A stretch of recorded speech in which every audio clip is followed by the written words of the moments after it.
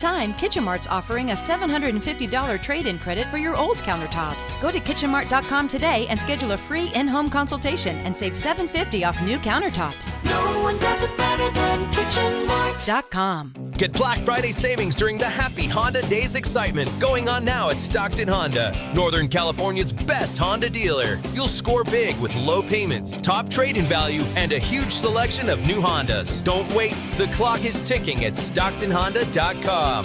Anytime, anywhere, it's all here.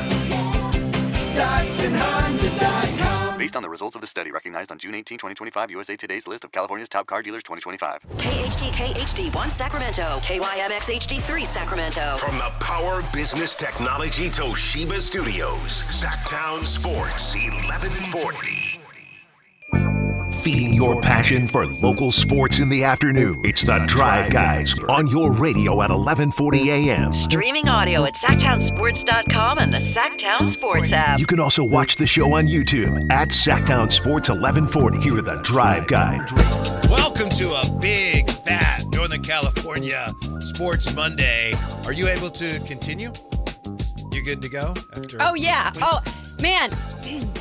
Sometimes our crosstalks and then the breaks before our show. Right. Like, we always have a laugh. Yes. But this might have been the biggest laugh I've had in quite a while. I thought I knew what was coming, and then I heard it. It's like, nope, I didn't know that was coming. Didn't know it was like that. Yes. So what's coming tonight? We got the Kings tonight against Minnesota right here on Sactown Sports, of course. And this sponsor of the clock is brought to you by Light the... Well, that could have been worse. Yeah. That could have been a lot worse. And we also have... Monday Night Football. Kayla, this is a huge game tonight. It's a big game, and you would say, like, what do you mean? Why is it a big game? I mean, maybe the Niners, okay, they still are trying to make their push. Yeah. But the Panthers, the Carolina Panthers, that they've been just in the dumps of the NFL for a while now. Oh, no.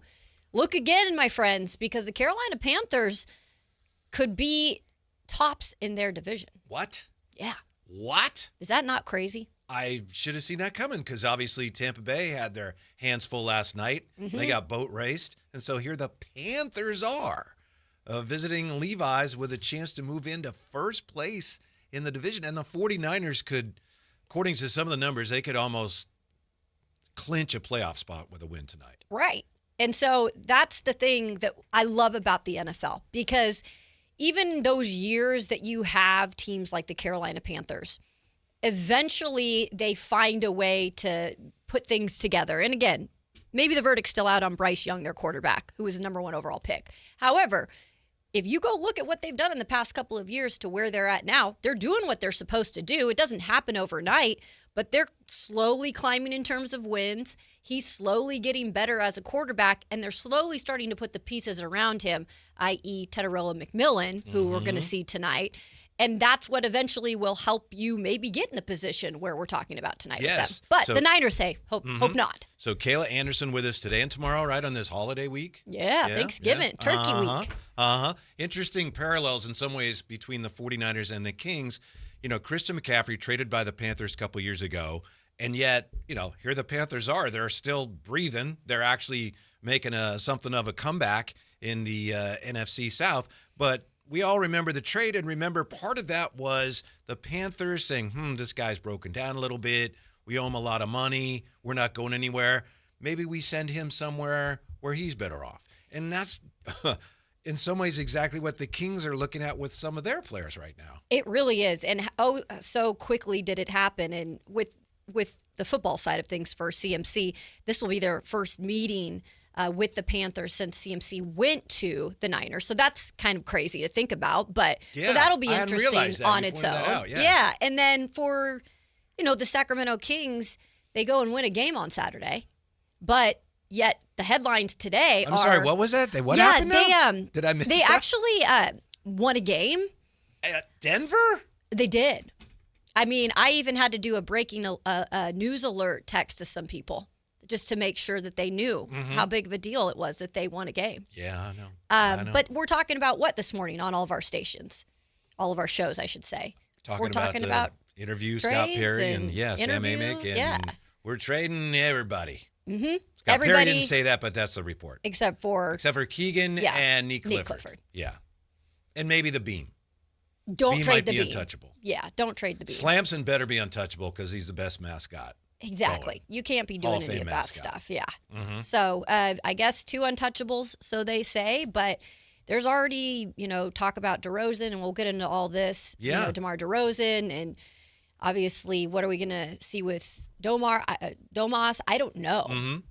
Yeah, it's funny because with the draft compensation and with what they got, Carolina that is, for McCaffrey, they were able to move up in the draft, although the 49ers didn't trade a 1 right. that they with that draft capital, which they needed, by the way, because they'd spent so much trying to get and actually getting Sam Darnold and Baker Mayfield, which didn't work out. They ended up moving up and getting Bryce Young. And they also drafted a defensive lineman who's gone now. Yep, he's gone.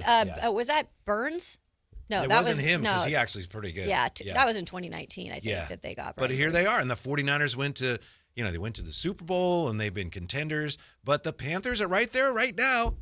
Hey, can we come in? Exactly. They're in the jumble bucket. They're like, Monday Night Football? What is this? Like, we're playing on Monday Night Football, and that's, I think, something we discussed before the show briefly is with Alan is the Niners always seem to put a pretty good product on national primetime games. Yeah. That's a fact. Yeah. And there's nothing unfactual about that. But the Panthers are probably, and Dave Canales, their head coach, are probably like, this is our opportunity to be like, hey, we're here.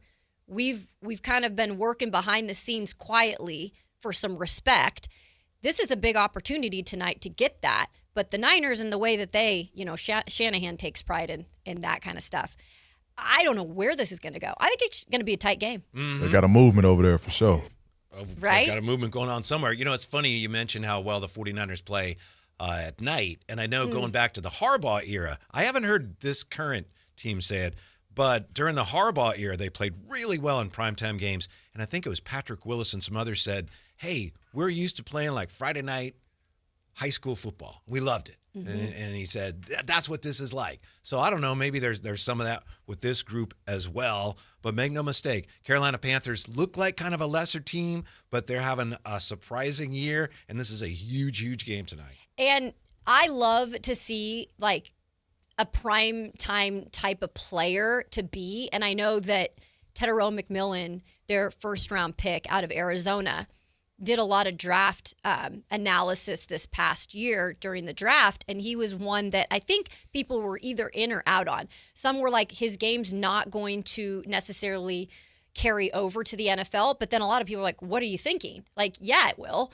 And it has. And I think that's always fun to see, like, up-and-coming stars and what they can do when the lights are on them, because this is the brightest lights he's going to see since, who knows when. I mean, this is just going to be the moment. So you always wonder the mentality of these young guys coming in, and Bryce Young is still young. Yeah. I mean, he's still trying to figure it out. So if you can shut down Tet McMillan, if you're the Niners, you have a definite chance at winning this, because he's by far been the guy. You got to stop Rico Dowdle, right? Yeah, he started off well in terms of, being able to get the run game going. Almost unbelievably well, literally. It's like, he slowed down a little, though. I think teams are kind of catching on to how to stop him. But, again, the defense for the Niners is a little decimated. And they're down to their third Mike linebacker. Right. Yeah. So it's a task for sure. Every game in the NFL, we saw this weekend with overtimes everywhere and teams, a couple upsets. How about my Cowboys? Your Cowboys. I can't stand the Cowboys, but I was rooting for them yesterday. Man, they put on a decent showing. I was not expecting that against the Eagles. I know that was probably Jerry's best win he's had in a while. And they're basically on the fringe of contention now, too. Yeah. So they've got a huge game, the Cowboys do, on Thanksgiving against the Chiefs. And that is still a funny situation with me with the Chiefs. Sure. Because they're just kind of like clawing and scratching to survive, even with this game this past weekend. And they always just find a way. They just find a way. And then once they're in the playoffs, I feel like they always figure it out. Yeah, because they are, right now, pardon me, I was just going to check the playoff picture. Aren't they? They're still down a ways, even with that win, the Chiefs. Yeah, but you know them. Mm-hmm. Yeah, I just can't ever count them out. I want to, but I've learned that I can't do that. Yeah, they are 10th. I wanted to make sure I had that right. Yeah, it's 10th, weird. despite the win. It's weird to see that. Yeah, Steelers 8, Texans 9, Chiefs 10. Mm-hmm. That is not something we see usually this time of the year, And although they've been starting slow past couple of years. 49ers did not get much help yesterday, unless you consider Eagles and Buccaneers losses a little help for them. But not much, the Rams, the Seahawks winning, and the Lions pulled one out against the Giants. But they take care of their business tonight, and their playoff probability, according to NFL.com, for the 49ers, if they win tonight, they'd have an 86% chance. And that's all that team's asking for, because they've had so many injuries, and we've talked about all the injuries, but they're healthy on the offensive side. So if they can just come out with a game plan with the Panthers team that has started slow, I think that is really the benefit for the Niners, because Shanahan and his scripts, in terms of his scripting, at least early on in games, they can come out and kind of bury the Panthers. Mm-hmm. I see that going their way. Mm-hmm. And we'll get to the Kings in just a moment. But first, 339-1140, 1-800-920-1140. I think Garrett wants to talk some more NFL here. Hey, Garrett, you're on the drive, guys. What's going on? How's it going, guys? I don't know if you guys have already talked about the Raiders. If not, I totally understand, because it's the Raiders. But I kind of want to start doing this thing where I want to call in and let you guys know how many times the Raiders ran a stupid screen pass, because they ran it, from what I counted, 5 times for a total of 7 yards. Jeez. That sounds like maybe you need 7 yards. Yeah, sounds like maybe it was a good time to send Chip Kelly on his way then. Well, the thing is, you watch next game, they're going to do the same thing. It doesn't matter who our OC is. It's like we have a certain set of rules when you become a Raider head coach or offensive coordinator. You have to do these certain things, and then you got the job. But Gotcha. I'll take your comments off air. All right, thank you, Garrett. Poor Chip Kelly. The offensive line was terrible there. But you remember when he really made a name for himself when he was with Oregon, it was because they ran the blur. Yeah. And then he kind of was robbed of his superpower, especially at the NFL level, because NFL officials is like, hold on, you ain't snapping the ball yet. You snap the ball when we tell you it's time to snap it. Chip Kelly is not – I took this as a sign that Chip – and believe me, Chip is an interesting guy, but a smart guy, and obviously can run some really brilliant offenses, i.e., Ohio State last year and winning the national championship. I never saw him as an OC at Ohio State and being able to just like find that success. But it just goes to show his stint with the Eagles. Obviously, he got a second chance in the NFL, short-lived. Mm-hmm. He's not made for the NFL game. And I think like go find your maybe a head coaching job, but maybe an OC. I mean, that's where you had the most success recently in college. Because UCLA wasn't meant for him either. Mm-hmm. So go back to Ohio State. Maybe they'll let you back there. Yeah, and the Giants fired their defensive coordinator. Yeah, Shane Bowen was actually at Tennessee when I was there under Mike Vrabel. That's Mike Vrabel's guy, so he'll probably end up in New England doing some sort of job. But I will say I'm not super shocked. There were still like a lot of verdicts out when he was let go from the Titans of like how much is he really running the show and how much of it is other people. They were getting gashed on the ground. Yeah. Yards per carry against was astronomical. So anyway, tonight the Kings back home against Minnesota. Going to be very interested to see and feel and watch what the feeling is like in the building. Now they did get the win and they snapped the losing streak, of course, but the Kings are coming in, and on the one hand, you could maybe feel a little buoyed by, hey, they won a game, and if you look at the standings and you squint, like, wow, they're still, right around the fringe of this play-in picture, but it's pretty clear now that is not the plan. Oh. So, as fans, how are fans going to be feeling about the game to game? I sense kind of a shift in attitudes. I get the sense from social media anyway, a lot of fans are starting to warm up to the idea of, okay, we're going to bring in some young players. All right, how are we going to do that? It's kind of interesting to think how you're going to build a team back up, but you still have the game-to-game, the nightly contest that you actually have to play. I know, and that's because there's so many games in the NBA, and on like you said, a weekly basis, you're tuning in. If you're a diehard fan, you're probably still tuning in, and you do have a little bit of like hope left in you that you're going to see some wins here and there. I think the thing now that Scott Perry is kind of admitting that, hey, we're going to be rebuilding. Mm-hmm. But it doesn't without mean, ever saying that. Without ever saying it. Oh, You're no, right. no, everyone has their own choice of words. So that's not the choice of words he used, but I think we all are under the impression now that that is what they're going to be doing. But it doesn't mean that they're not going to be winning games this year. They're going to win some games. Never seen this one before, Kayla. Oh. From Megatron. Light the tank. I've never heard Light the tank. So we got to like get a tank like right there, right outside the Golden One Center. And then what do you do? Just like do Put like the a beam in the tank or right. I don't know. Or light it up every night. Yeah. You I'm know, not sure what something like that. Megatron means, but okay, we'll think I like about it, that. I think a little scary, but okay. We're doing kind of a little bit of both. We're adapting here. Yeah. Multitasking, tanking, and winning some games. But that's the thing. I mean, they are going to win some games, just like they did on the road this weekend against the Denver Nuggets. And I don't like saying, hey, well, they didn't have Aaron Gordon. They didn't have this guy. They have had opportunities in the past, and we get on them for saying, well, they didn't have him and they didn't win that game. So I say, give them props where props are due. And I think they played a really good game on Saturday, not only from start to third quarter, from start to finish. And I thought the fourth quarter was when we really were like, okay, we're all expecting them to just, throw in the towel. Yeah. I thought they played some of the best kind of, inspiring basketball down the stretch. A lot of it thanks to Russell Westbrook. But still, they got the job done. Mm-hmm. You know what they did? Not to get too bogged down in the box scores, but that's what I do. That's okay. I'm at home. I do it at home.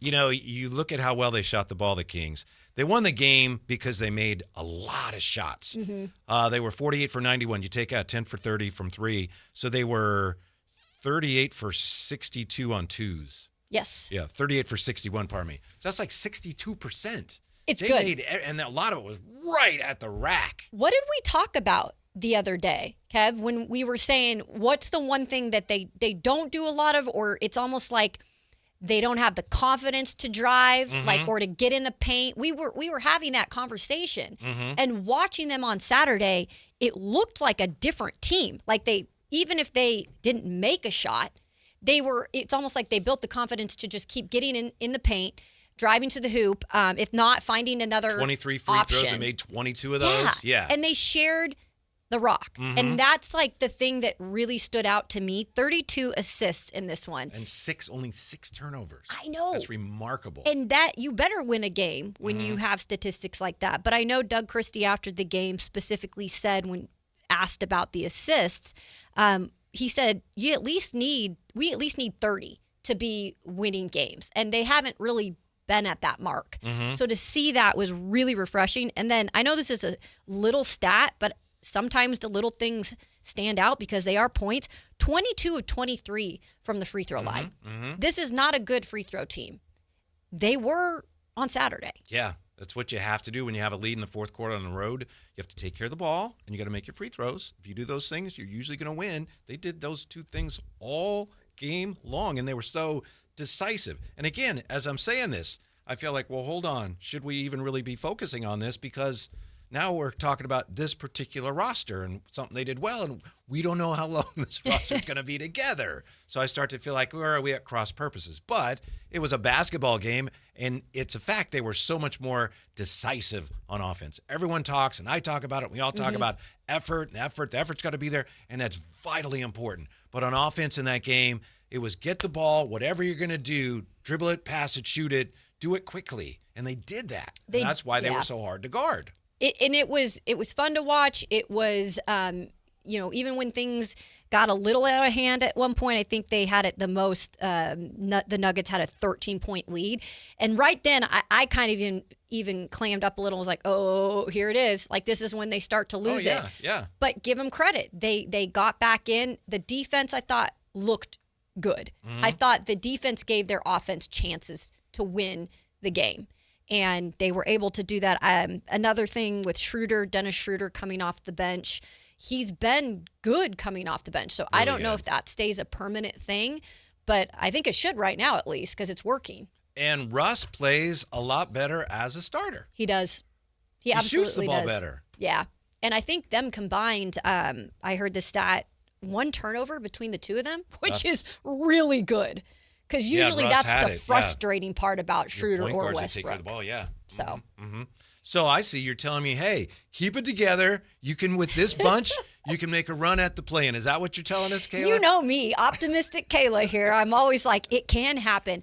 I think that, like I said, the path they're probably going down. You're not going to see a lot of these guys, these veterans on the roster next year or even come December. But right now, if they can win games and enjoy it while you can, and then start to get some of these young guys in here, because I do want to see them with opportunity. And I know Nick Clifford specifically still not getting a ton of time out there. But again, I'm not going to take anything away from a win because it does make you feel good as a fan. And it makes you wonder. When you've lost 8 in a row at some point. Keegan Murray, I mean, he's been a part of this too. Well, he's getting shots up too, and that's the most encouraging thing. Even if they are going in, but even if they weren't, he had 14 shots. The most anybody took was Russ had 16. So many times we've seen over the years, Keegan, taking 9 or 10 shots and just kind of disappearing. So that's great because it looks like whatever this next iteration is going to be, Keegan's going to be a big part of it. Yeah. And if that's starting now, like, hey, Keegan, we want you here. We're giving you a larger role. You don't have to fight for it. You don't have to fight for the ball with other veterans. We're giving you that larger role, and it's very early, very small sample size, but so far it seems like he's responding to that, and that's terrific. It is, and he said after the game as well, because he did play earlier on in the week, but he said, this is the game that I finally, like my second game back, I felt like I was in the groove more. And I think that's just only going to get easier for him now that he's back. And, obviously the thumb, it was the thumb, right? Yeah. Yeah. It's still wrapped. It's still wrapped too. So he's, you're always a little cautious. I don't know about you, when I'm watching a game at home, I will wrap just precautionarily and out of habit. My ankle, might tape an ankle or thumb or I've something. done the same thing too. It's just kind of a thing that you have to do. If you're an athlete, you think that way. Yeah, and then sometimes, you do have not a lot of time to get to the kitchen or wherever, and it helps, to have something wrapped. I think he's going to get even more confident. But you know how Kings fans are, and I get it. No Keon. What's going on with Keon? Man. He didn't even play. I couldn't believe that. Like, I was thinking it sometime during the game, fourth quarter, because that's when sometimes he would come in. But there were games before that, a couple before, that he was getting in earlier, and we were seeing maybe a little more. Him, but then playing him the same or fewer minutes. He's to the show biggest everybody, question we're mark. playing him. Yeah. I don't get it. I'm telling you right now, I don't understand a bit of it. And I know there's theories out there, and I know Alan Stiles talked about it a little on his show of what possibly this could be. Do they just know he's the best trade asset, and they're like, we'll sit him because they know that there's interest, and they don't want to risk getting hurt? It's starting to look more and more like that. I think and that I'd kind might of be been what it thinking the other way, like, oh, they love him, and they're keeping him here because then when they get rid of other people, he'll have a larger role. But it looks like maybe he's going to be a sweetener. Yeah. Like, we want you, whatever team, to take this big contract. Well, we don't want to do that. All right, well, we'll give you a Keon if you'll do that. Exactly. Okay. If it comes to that, that's going to hurt. I know. It's going to hurt for Sacramento Kings fans because I think he's definitely a fan favorite, and he does the right stuff. And my goodness, he's handled it so well. I mean, to sit there and have to be benched, pretty much for a couple games, or come in late in the fourth quarter, and he just goes about it like a pro. I mean, give him a lot of credit. Yeah. Because he could be talking. Here's the thing with the Kings now. It's been a couple weeks since we started getting word that was a report, speculation, somewhere in between about what they were doing. And we've gotten it now from a couple different sources, the same information. Now you have Scott Perry sitting down, putting his name on it and talking to Sam Amick, and it's in The Athletic today. So it's crystal clear what's going on. We don't know exactly what they're going to do from here, how they're going to execute this, but there's no doubt as to what they actually are in the process of doing here. Yeah, and I think that was something, it was smart by Scott Perry, I think, to sit down with Sam and have that discussion at this point, because there is a lot out there, but at least coming from the actual source. And I know we'll dig more into that, but from Scott Perry himself, some of the stuff that he said, and, I have control, that's some of the things we needed to hear because a lot of us were just speculating. Yeah. Which that's our job to do sometimes. Mm-hmm. Yeah. You know who never speculates because he always knows. Oh, yeah. Frankie Cardicelli. He has threatened to join us next as we roll on here on this big, fat NorCal Sports Monday Drive. Guys, Kayla with us today, Sactown Sports. The World Giving Machine. This Sponsor the Clock is brought to you by Light the World Giving Machine. Carmichael Dave here for American Energy Heat and Air. Right now, breaking news, they're upgrading their offering to include plumbing, bringing that same expertise and experience to the plumbing space. They're no longer just heat and air. They're now your American Energy Home Pros. You hear me talk about them as your second opinion partner. Now you can still get second opinions on any HVAC service or replacement, and now you can get a second opinion on any of your plumbing services. They'll come out to your house for free, and they'll give you a second opinion and almost certainly save you money. Oh, but wait, there's more. With winter coming up, how about a free furnace special? With full system installation, you're getting a free furnace, not a discounted furnace, a free furnace, and up to $4,000 in rebates while that funding lasts. So get there right now, 916-520-9990. That's 916-520-9990 or AmericanEnergyAir.com. American Energy, making the uncomfortable comfortable. If you love to travel, Capital One has a rewards credit card that's perfect for you. With the Capital One Venture X card, you earn unlimited double miles on everything you buy. Plus, you get premium benefits at a collection of luxury hotels when you book on Capital One Travel. And with Venture X, you get access to over 1,000 airport lounges worldwide. Open up a world of travel possibilities with the Capital One Venture X card. What's in your wallet? Terms apply. Lounge access is subject to change. See CapitalOne.com for details. This is the story of the one. As a custodial supervisor at a high school, he knows that during cold and flu season, germs spread fast. It's why he partners with Grainger to stay fully stocked on the products and supplies he needs, from tissues to disinfectants to floor scrubbers. Also that he can help students, staff, and teachers stay healthy and focused. Call 1-800-GRAINGER, click Grainger.com, or just stop by. Grainger, for the ones who get it done. Hi, this is Greg Papa. Disasters hit every day. If your home, business, or building has suffered from any disaster, SunPoint Public Adjusters can help. SunPoint prepares, presents, and negotiates your claim with the insurance company, working only for you, making sure you get everything you're entitled to and letting your focus be on what's most important, your family or your business. Call SunPoint today at 888-247-7865 or contact us at sunpoint.us. SunPoint Public Adjusters, the gold standard in public adjusting. License number 2N14884. Hey everybody, it's Kyle Draper from Mercedes-Benz of Stockton. Now for the last 2 years, I've been sharing the great experience I've had being a customer of Mercedes-Benz of Stockton. From the sales department to the service department, they're top notch. And now is the perfect time for you to have the MB of Stockton experience. The Mercedes-Benz holiday celebration is on, and that means you can get super low rates on new and certified pre-owned models. Plus, they'll throw in 3 years of prepaid maintenance on select models. They make it easy and affordable for you to drive away in the car of your dreams. And if you have a trade-in, well, they're looking for all vehicles to purchase. Any makes, any models, just holler at my friends at Mercedes-Benz of Stockton. The Mercedes-Benz Holiday Love Celebration is the gift that keeps on giving. So take the short drive down I-5 and visit my friends at Mercedes-Benz of Stockton. And while you're there, tell them Drape sent you. Wesley Financial Group is not a law firm, and Chuck McDowell definitely not an attorney. This is Chuck. If someone talked you into buying something really silly and you want to get out of that silly little thing, my advice, get the facts. Call me and I'll send you our timeshare exit kit absolutely free. Inside, you'll learn how timeshare works and all your options for cancellation. Call Wesley now for your free exit info kit. 800-838-6767. That's 800-838-6767.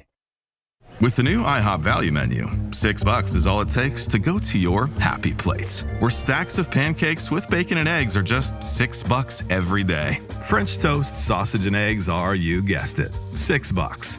And fluffy omelets come with a side of pancakes and only cost $6. Go to your happy plates every day at IHOP. $7 in some locations. Available every day for a limited time at participating restaurants in the U.S. Hours may vary. No substitutions. Not valid with other discounts or promotions. Prices may vary. It's taste on a whole new level at Sky River Casino. With 18 elevated restaurants, bars, and lounge destinations that include SR Prime Steakhouse, 32 Brews, Dragon Boat, and The Market. Just minutes from Sacramento, right off Highway 99 in Elk Grove. Join in the fun and experience the height of hospitality. Sky's the limit at Sky River Casino. Visit skyriver.com today. Gambling problem? Call 1-800-GAMBLER.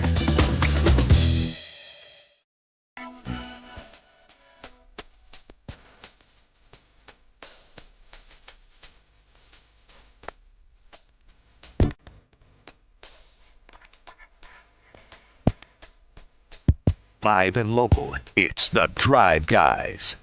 Watch the show on youtube.com/Sactown Sports 1140. Or listen on the Sactown Sports app. The holiday season is nearly upon us, and the holidays are all about friends and family. So we're kind of having our own Friendsgiving episode of the show today. At least we are with this segment, because nice enough to join us. Saw him in the parking lot. He's running around. He's got so much to do. Hey, could you pop on the show today? Sure, Whitey.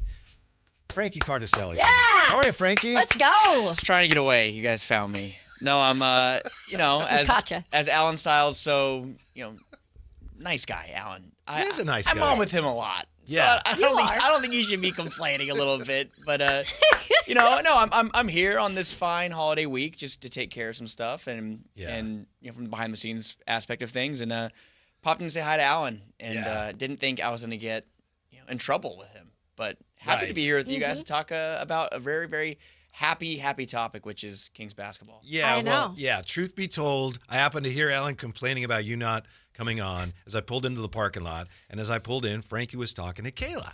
So I said, Frankie, you got to come on our show. And Kayla's like, oh, yeah. Just to irritate Alan was the only thing. And a lot less would irritate him. A lot less will irritate him. Love you, Alan. Love you, man. Alan to get under his skin is so fun. Because he just plays along. But, I don't know if you were watching when we announced it, during the crosstalk, but the face says it all. Yeah. Alan's face will say it all. Frankie, huh? Yeah. Well, I'll be listening. Yeah. I'll be listening. His face can't just write a story. It can write, a series of novels. There it is. Just the reactions are a lot. But, Alan, I'll talk to you next week when we get back on the round table. We'll take a week off. I was just saying, I haven't been on with you yet during the season. I know. But also, I don't know what we would talk about as much that hasn't been talked about already, because it's pretty bleak right now. But, we'll see what we can do. What kind of atmosphere do you expect in there tonight? Who knows, but what's your expectation? I don't know. It was something we were talking about, all the media, on Media Row. We were talking about how we were worried about, what's it going to be like if that losing streak would have kept going on. And one win helps. I was just kind of digging and finding that this is the third longest that this team has gone in the Sacramento era without winning back-to-back games. Wow. 17, earning game 18 tonight, but it was, I think, 33 games in the inaugural 85-86 season. 17 games, I think. Wow, and that was a playoff team. That was the team that ended up making the playoffs. They went 0-3 against the Rockets in the first round. But it was 1985-86, 33 games it took to win consecutive games. 96-97, 27, and then this year 17. So third most. And I think the atmosphere will be interesting. I think that fans will be there. I'm not sure. I don't think it's been a sellout really for a couple of games now. You got the 49ers tonight. You have Niners. You have the fact that this team hasn't won, I think, a home game since the Warriors, which was, I don't even know how long ago that was. It's I feel it was the first or second week. I think it was 3 weeks ago, maybe. Yeah. But the Kings fans are passionate, and I think they'll continue to show up. I think we know. I went to games in high school. Me and my buddies, we buy $10, $12 tickets. They're not $10, $12 anymore. But we'd buy $10, $12 tickets and sit in the nosebleeds when they're going to get 20 pieced, and we'd watch Boogie score 35, and that was kind of the highlight. So sad that that's kind of the thing that they're back to right now is let's see if this ex-player can have a good night and be entertaining. But I think Alan put it, not to start this off on a completely negative note, but Alan kind of equated it to Sutter Health Park and the A's, how I heard that. People would go to watch the A's games, go see the Aaron Judges, and Ohtani comes next year, but players of that caliber, we don't want to see the Kings get to that point where let's go see Anthony Edwards play tonight. Let's go see LeBron's coming, Luka's coming. Get back to being competitive. And I think that playing competitive basketball will reinvigorate the franchise or the fan base specifically. But, the players as well, you hope. Win back-to-back games, get a little bit of steam, and you have a little mini homestand, and the schedule does get easier. They have the easiest range at the schedule in the NBA. So not to put on the optimism hat now and just turn things around completely, but I think being competitive will translate to the crowd. Did you, in terms of Saturday's game, were you surprised, first of all, with the outcome? And to you, what was the biggest difference maker in that game? Surprised, I don't know. It's hard because I think I've seen the Kings play multiple games when they're facing a back-to-back or they have injuries. And Denver's a team that's on a back-to-back. They were traveling. They faced injuries. So I kind of felt better about it, I guess, like more optimistic than usual. So surprised, not really. If Denver didn't play the day before, maybe I'd be like, okay, no excuses there. But I did like what I see as far as having Keegan kind of back in the fold and having him play that regular, 35, 36 minutes he played, I think. He knocked down some threes. I think he had 19 points. Just seeing him look comfortable again and be back out there, that to me I like to see. I think a lot of Kings fans can attest to the fact that you want to see Keegan, Nate Clifford, those young guys kind of play more. Maxime Moreno. Maxime Moreno. And then, of course, we have Keon getting a DNP CD. Yeah. So we'll see how that goes tonight. But I figured at some point that was going to happen. Keegan would come back and players would get lost in the shuffle. So I like seeing Keegan back, though, nonetheless, and watching what he can bring. There's no one really on this Kings roster who can bring what he can. And you look at tonight like a Jaden McDaniels in Minnesota. That's kind of like, Keegan's kind of like that guy for the Kings. Maybe not as good, maybe better. That's up for you to decide. But they've lacked that versatility of having a player who can defend. I think Keegan can really defend 1 through 5, even though he doesn't want to defend center, as he said before. But having someone who can bring that physicality and just that kind of interchangeability is huge. The Kings could use some size. And speaking of, the most recent picture I saw of your son, is he a monster or something? He's huge. How old is he? He's 10 months, and he's I think he's like 26, 27 pounds right now. I don't know. It's not from me. He is a big son of a gun. Mom and I are both, we're small. I'm about 5'8". Mom's about 5'3". But and he looks like he knows it too. He's kind of got that. Yeah, what about it? Look. Yeah. I'm hoping he can, get past the. Just be dad. Just be dad. Be above 5'8", and I'll be happy. But 5'9", 5'10". He's that'd be great. He's measuring out really well though. We keep taking him places though, and people are like, "Oh my God, how old is he? Like, is he like a year and a half?" I'm like, "No, he's 10 months. He's our first. He doesn't skip meals, and there it is." His mom's a professor of nutrition, and she has a real calculated. She makes all his food, and we don't miss the bottles. It's all new to us, but he's solid. He's a big guy. Yeah, He looks like he's trying to be on the line for the Niners or something. I was just going to say, they could use one. They could use him. He's a little young, but they do need some help. Put a call on to Roger Goodell and say, can you, I think he can take it. I see him. I think he could. He's starting to try to stand up. He's bouncing back from the little bumps and bruises they get, and he's a bruiser. We look at him like he's a little running back. So I like that. But yeah, man, he's growing. What's going on with Keon? I ask you because you were the first that I saw at Sactownsports.com. You said, maybe Keon, this was weeks ago, you suggested maybe Keon would be used as a sweetener in a deal. I had not considered that. When I first read that, it sent shivers down my spine because the further and further we go with this, the more and more to me it looks like, ooh, that may exactly be what's up with Keon. It makes too much sense, I think. And I think that's the sad part of where the Kings are and how Scott Perry comes in.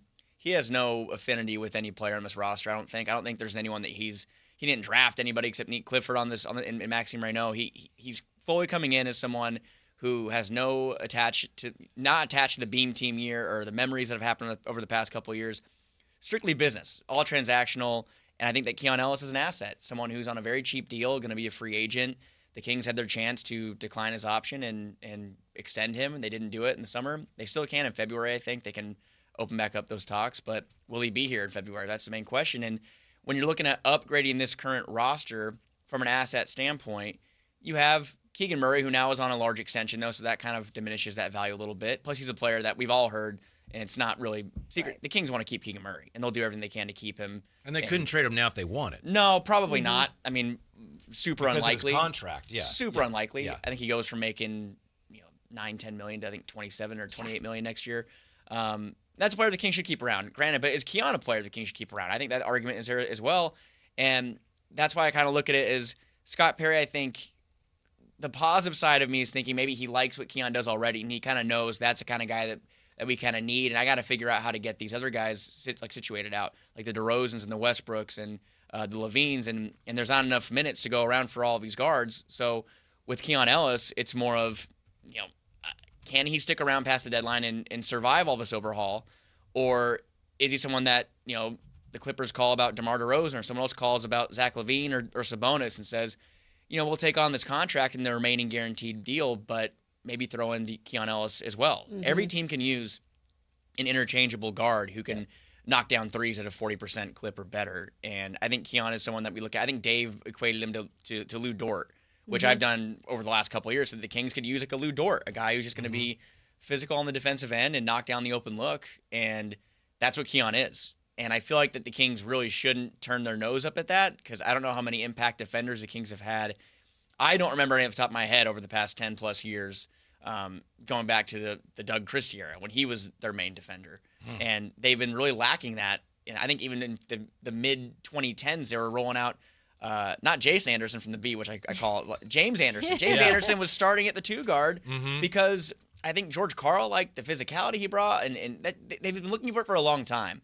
So having Keegan and Keon, having Devin Carter, who is also getting DNP CDs, those are the players I feel like that would fit the mold of what Scott Perry is looking for, which is why I think maybe those guys will play more if they're not moved, because the logjam will be cleared up. Man, and you got to be a good sport to have that. I mean, just to be sitting there. But that's what the business part about it is. You have to understand. What we don't really understand, and we've had this discussion real quick, is Zach LaVine.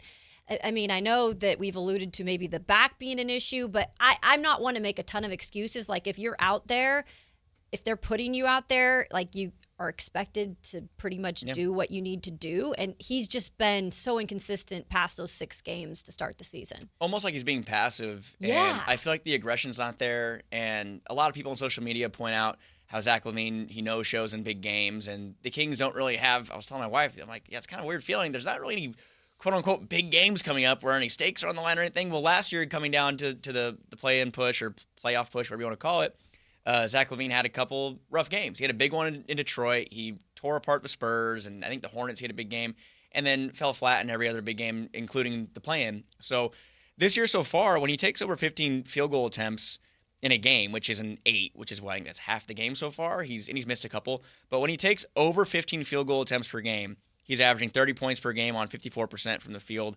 44% from 3. That's 71 attempts from 3 over those 8 games. So the volume, when it's there, the results are there. But it's just not. And this year, he's averaging 15 field goal attempts per game, which is his least since the 2017-18 season. So I think it's as simple as probably get more looks, take more shots. But it's hard to do that when you play in this offense where I think everyone keeps saying it's your turn, my turn. And I'm going to say it again. It's like a your turn, my turn offense where you have DeMar DeRozan taking a midi. Zach LaVine really is more of a self-creator. He can't really – when Sabonis is out there, he does a good job coming off the dribble handoffs and kind of just off-ball movement, but really he's a step into it kind of shooter and kind of self-creator, and he kind of simply has to just be more, show more of initiative to score.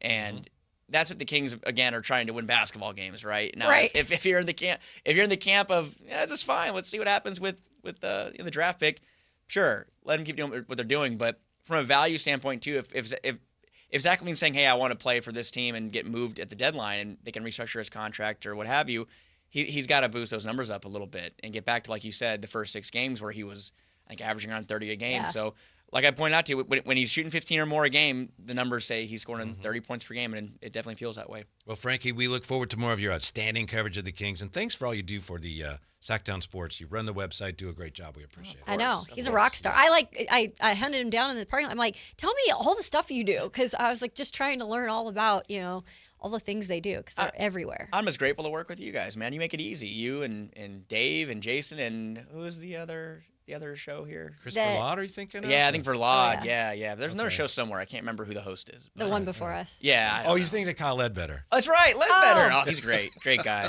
But, Thanks, Frankie. Thanks for having me. Here's the part of the Brandon Ayuk situation that almost nobody is talking about. That's next, Sactown Sports. When I asked Scott Lucky if his last name had anything to do with his success in the trucking industry, he laughed and said, well, Mike, I guess you could say I've always been lucky. But when I asked him how he and his family grew Lucky Distribution Services into the company it is today, he didn't talk about luck at all. We work hard, he said. We keep a close eye on the bottom line, and we treat our people the right way. In other words, Scott Lucky makes his own luck, which is precisely why he switched to Pure Talk Business. Last month, I paid the big guys $740 for 12 lines, he told me.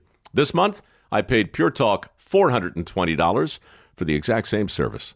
Thousands of businesses all over the country are saving real money by switching to America's most dependable 5G network, and luck has nothing to do with it. Just dial pound 250 and say micro. That's pound 250 micro to switch to a wireless company that works as hard as you do. Pure talk. Black Friday savings start now. Get your best deal through the end of the month at Folsom Lake Honda, your one-stop Honda shop. With Black Friday savings during Happy Honda Days, own or lease your new Honda Accord or Civic today. Your one-stop Honda shop. As a family-owned and operated dealership since 2009, customer service is our #1 priority. Our customers love doing business with us, and you will too. Folsom Lake Honda is your one-stop Honda shop. Visit us at FolsomLakeHonda.com. Your one-stop Honda shop. Injured and you're considering an LA law firm looking to charge you 45% to 50% in attorney's fees? That's overcharging. Ashton & Price has been around for over 25 years, and I can tell you no matter how complicated your injury case, you should never be charged 45% or 50% in attorney's fees ever. Direct, experienced, unrelenting, and honest local representation matters. It's called Home Court Advantage for a reason. Ashton & Price serious local attorneys for serious people with serious injuries. So for the best local advice, don't think twice. Call Ashton & Price. Call Maverick Electrical to claim your free furnace tune-up or electrical safety check with a donation. This month, donate 5 canned foods to Maverick Electric's Holiday Food Drive and get a free furnace tune-up or electrical safety check. They'll collect your cans at the appointment and make sure your heat stays comfy and your lights stay steady, so the only thing whistling is the kettle, not your ductwork. Visit callamaverick.com to schedule your free tune-up today. What would a Maverick do? Because you're a Maverick too. Limited appointments, some restrictions apply. Give to get with no gimmicks.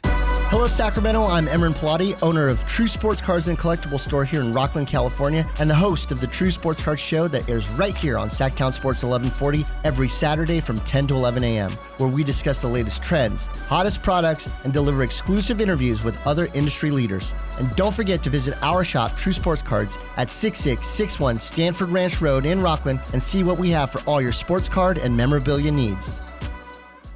Guys, want long-term health you can count on? It starts with knowing your numbers. Right now, Revive Men's Health Sacramento is offering a comprehensive wellness panel, a $400 value for just $99. It checks your testosterone, blood sugar, cholesterol, kidney, liver, thyroid, and heart health. Take control of your health today and stay strong for the long haul. Offer ends November 30th. Call 916-619-3000. That's 916-619-3000. Or visit ReviveMen'sHealth.com today. Must medically qualify. Terms apply. Contact us for full offer details. Listen to the 49ers Red Zone Report daily. Brought to you by Mountain Mike's Pizza, the official pizza of the 49ers. Mountain Mike's Pizza. Pizza the way it ought to be. Power Business Technology is proud to be a 100% independent, locally owned and managed Toshiba copier dealer. Local ownership cuts out the red tape, allowing ourselves to never be too busy to personally answer the call when our clients need us. Recognized for excellence in service execution, training, and customer service, we're proud to be named a Toshiba ProMasters Elite Dealer since 2021. Contact us today for all of your business printing needs at 844-POWER-BZ. That's 844-769-3729, or visit us at powercopiers.com.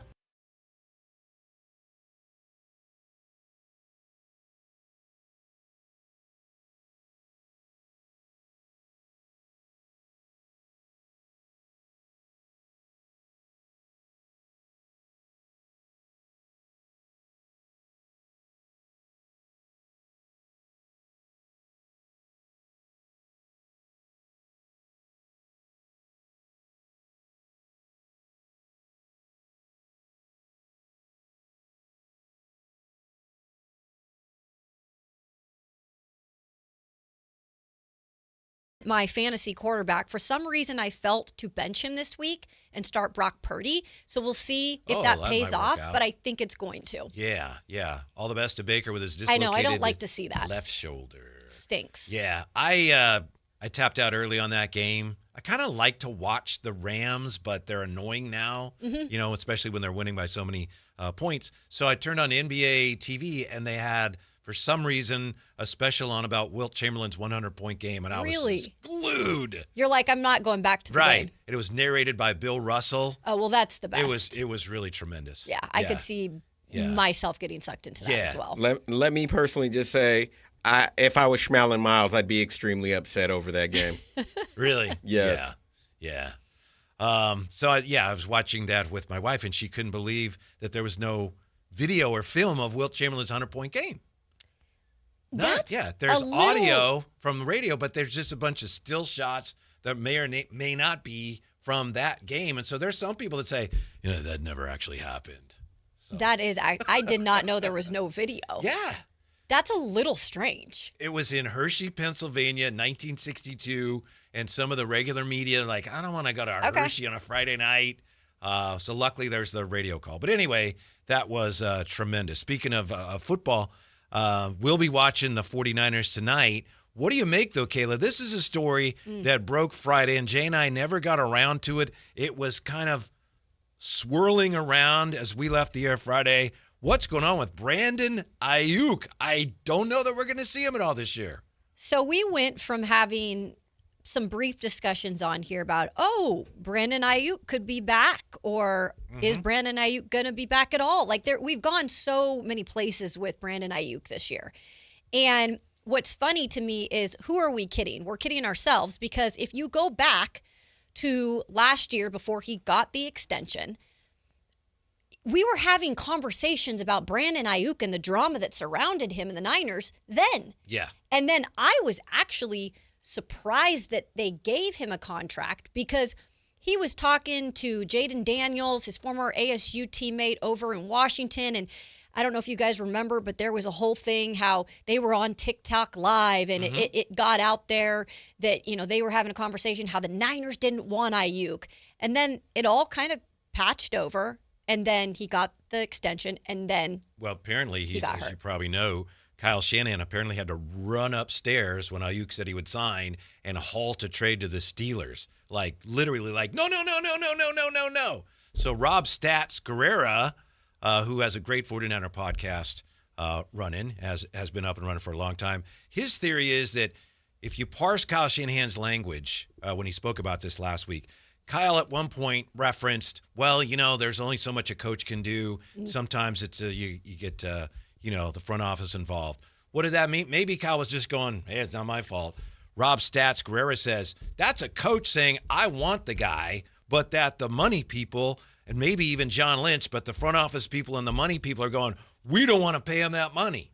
So maybe there is a split there. Maybe that's part of what has been going on, is that Kyle wanted the guy, but the front office has been trying to get out from under that contract ever since they agreed to it. And I could see that being the case, because it's rare that you hear a lot about Kyle Shanahan and management totally disagreeing on stuff, because I do feel that's what makes this organization successful, is they are on one page usually. This, though, is the one time then when you heard those comments made by Shanahan where you do then start to pick it apart a little and say, hey, they definitely are not on the same page when it comes to this particular player. He calls his shots when it comes to football. Correct. Yeah. And of course they're going to want Ayuk, right? Yeah, or he will want somebody like him in his offense. Yeah. But you can't, you're technically not running the business part of it, and Lynch and them are like, we don't really foresee this being a future with us. Yeah.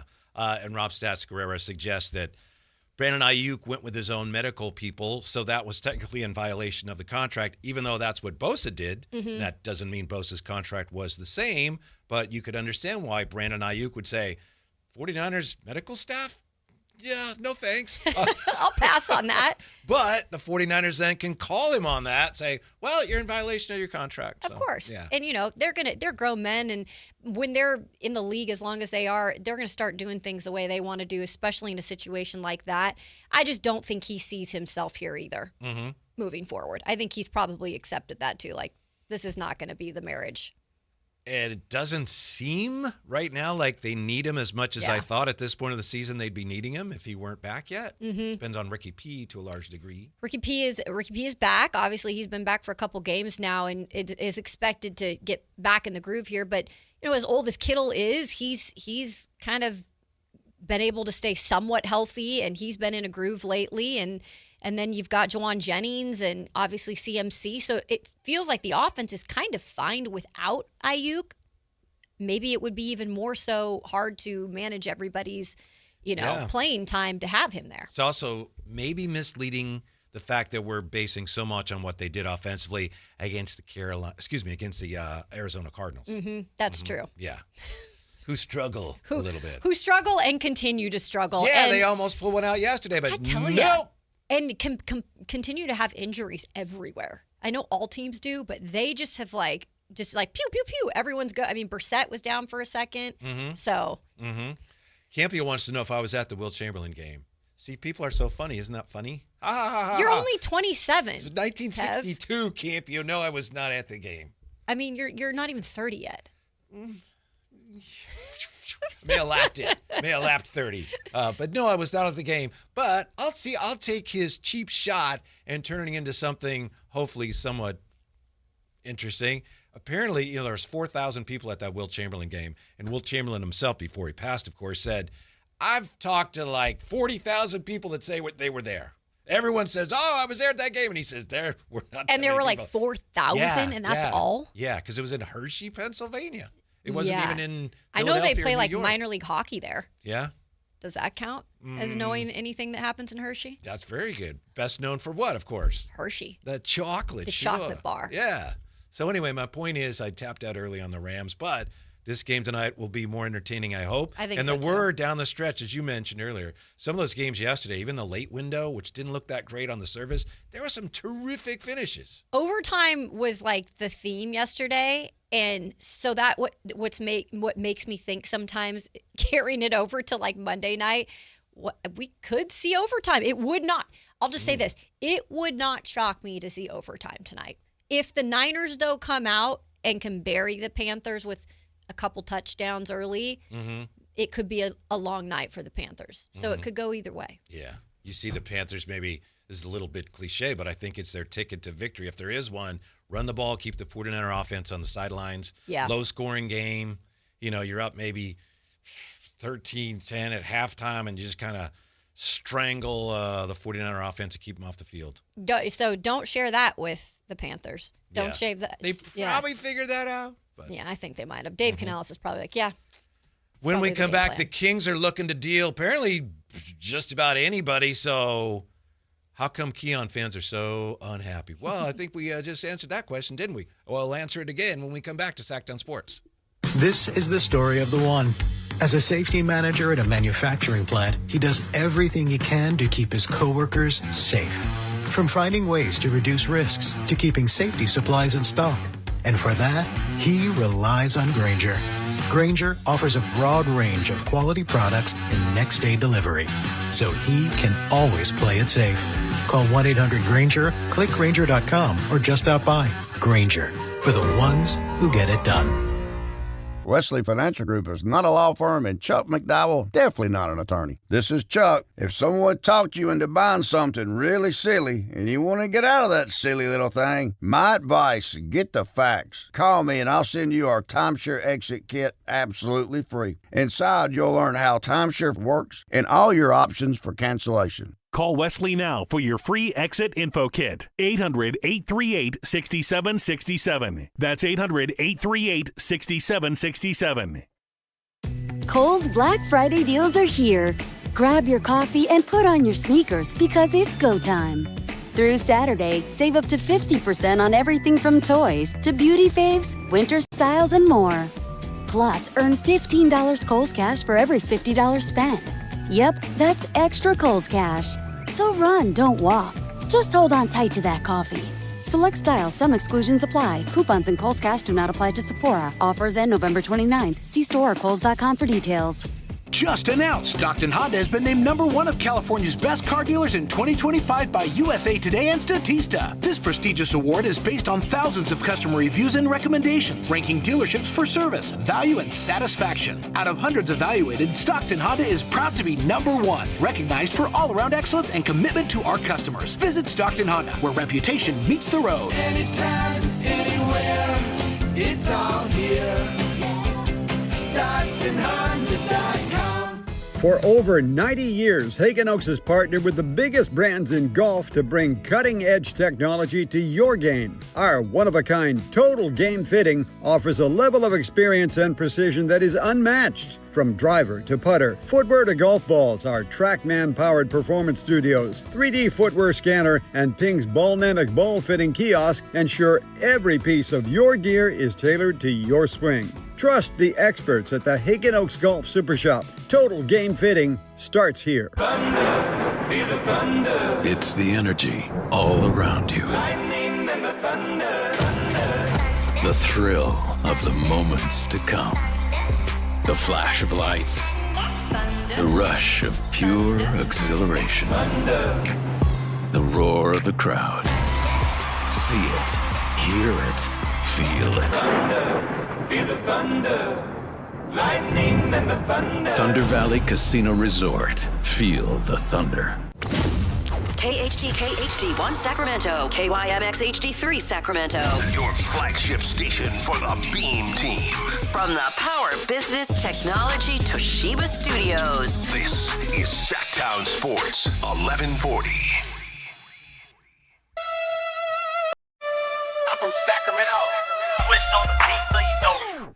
I'm from Sacramento. There's big sharks, a couple packs of minnows. You might get popped up on an accidental. Backpack full of straps and zip out. Your afternoon home for Kings talk and so much more. The Drive Guys on Sactown Sports. Hey, look, Kayla's with us today. Chances are she's going to be with us tomorrow. You know, she has the right to say, nah, I'm good. But I think she's supposed to be with us tomorrow, too. Yeah, I am with you tomorrow on this Turkey week, I should say, getting prepared for it. Hope everybody is going to enjoy some time with the fams or friends or whatever you decide to do. Yeah, very excited. I know I was telling you about this earlier, but my mother-in-law, everyone's coming on my wife's side of the family to not only spend Thanksgiving with her, but she's going to be 90 next week, so huge celebration. I love that, and you told me a little bit about her, too, and she just sounds like a rock star. Yep. Like, tough rock star. She is. I'm all about that lifestyle. She definitely is, so looking forward to that. Family time, and then then there's no more debate. Is it Christmas time or not? I know. Once Thanksgiving's here and done, it is Christmas time. Period. Yep, the lights are going up. I know at my brother's house this weekend. So I hope I just didn't put more pressure on him just now. But yeah, the Christmas lights, they're going up. I got mine up this I had a feeling that you would have them up already. Didn't you have a competition? It's not even a competition with someone anymore. It's so one-sided. That's right, because you win every year. Skip, my neighbor, it used to be kind of a competition, and now it's like. Why is Skip slacking is my question. Are you just too much for him? He doesn't want it. Can't even compete. He's gone a little soft, I think.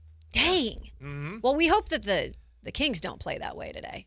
You never know, do you? After You the way they really played don't. Flip the against card. Denver, against the Minnesota Timberwolves, and then we still have to wait and see how the schedule plays out as far as the unscheduled games once they figure out the in-season tournament. But this will be the third time with Minnesota, done with OKC, maybe done with Denver. It's just been a very intense period of a lot of Timberwolves and Nuggets and Thunder games. My goodness. This is actually going to be the end of most of it because, let's see, like you had mentioned, the Timberwolves, not the Timberwolves, the Nuggets, yes, the Timberwolves, and who was the third one? The OKC Thunder have been every other week, I feel like. Right. Every other game. Every other game. Mm-hmm. And now at least you can say the toughest part of our schedule is behind us. Now, what does that mean for the future and having one of the easier schedules? I don't know with this team because it is hard to know what they're going to do on a nightly basis.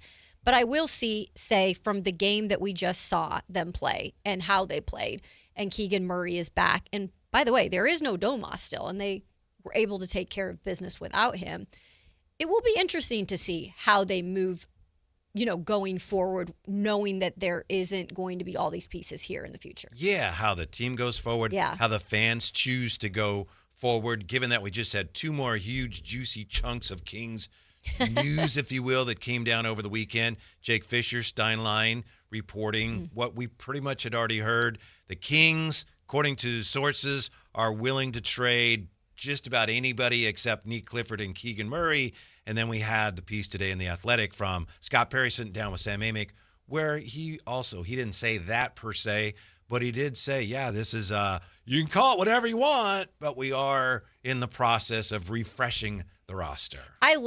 There's so many R words we could use: refresh, rebuild, reboost. Regenerate. So we are now tasking you all listening out there to just make up your own word that satisfies you the most, because I swear there are so many of those that you can use. But yeah, he's like, pick your own word, but this is the path we're kind of going down. And my question to you that's interesting is, he had mentioned in this piece with Sam that he does have full control of what is going Yes. on. Do you think at any point that was ironic that happened after there's been, a week of talks of who really has control? Does Vivek have, ultimate control when it's all said and done? Is it Scott Perry?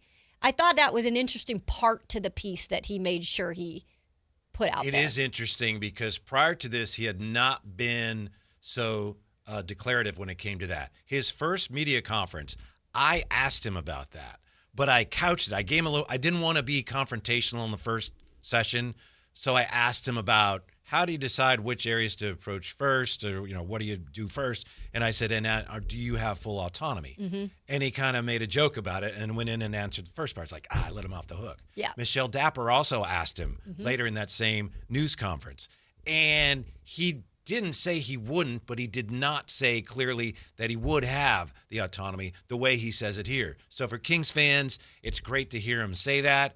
And what choice do we have other than to take him at his word? The thing is, let's be honest, you don't know if push came to shove. Even if right now, all right, I'm doing everything I want to do, I have the go-ahead.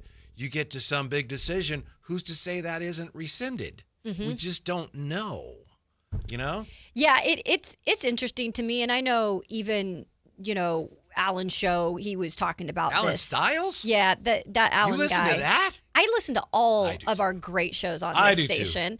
But he does sometimes bring up points that aren't as popular, right? And so I like to listen, and sometimes I agree and sometimes I don't.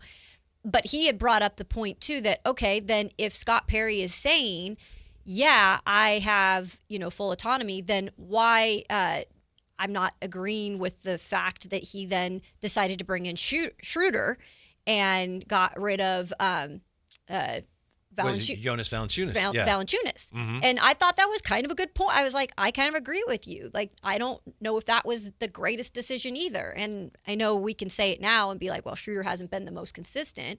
But that is Scott Perry. That was a Scott Perry thing. Yeah. And now we know that. Two ways you could go on that. If it is as we think, as it looks on the surface, that he decided, look, in order to get Zach and DeMar playing well together, they need a true point guard. That's what they had in Chicago when it worked for them, which, by the way, we all know is a very brief period where they actually worked well together. But they had Lonzo. So if they were bringing in a point guard to facilitate that, it just hasn't worked. Yeah. Now, on the other hand, if you're bringing in Dennis Schroeder, and part of the idea is, look, at some point he may be an asset that we can spin off for something younger.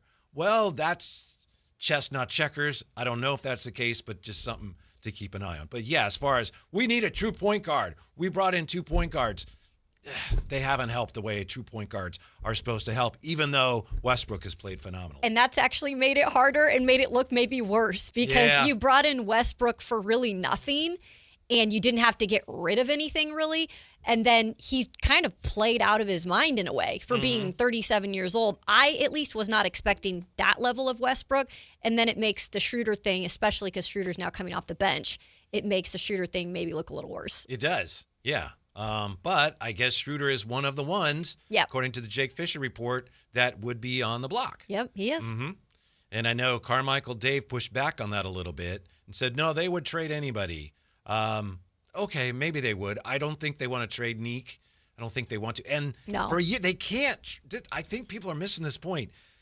When Keegan signed that deal, the extension, for a year, you can't trade him. Now, if I'm, this is just me. If I'm running a team and there's somebody I can't trade, I'm going to say, oh, we don't want to trade him.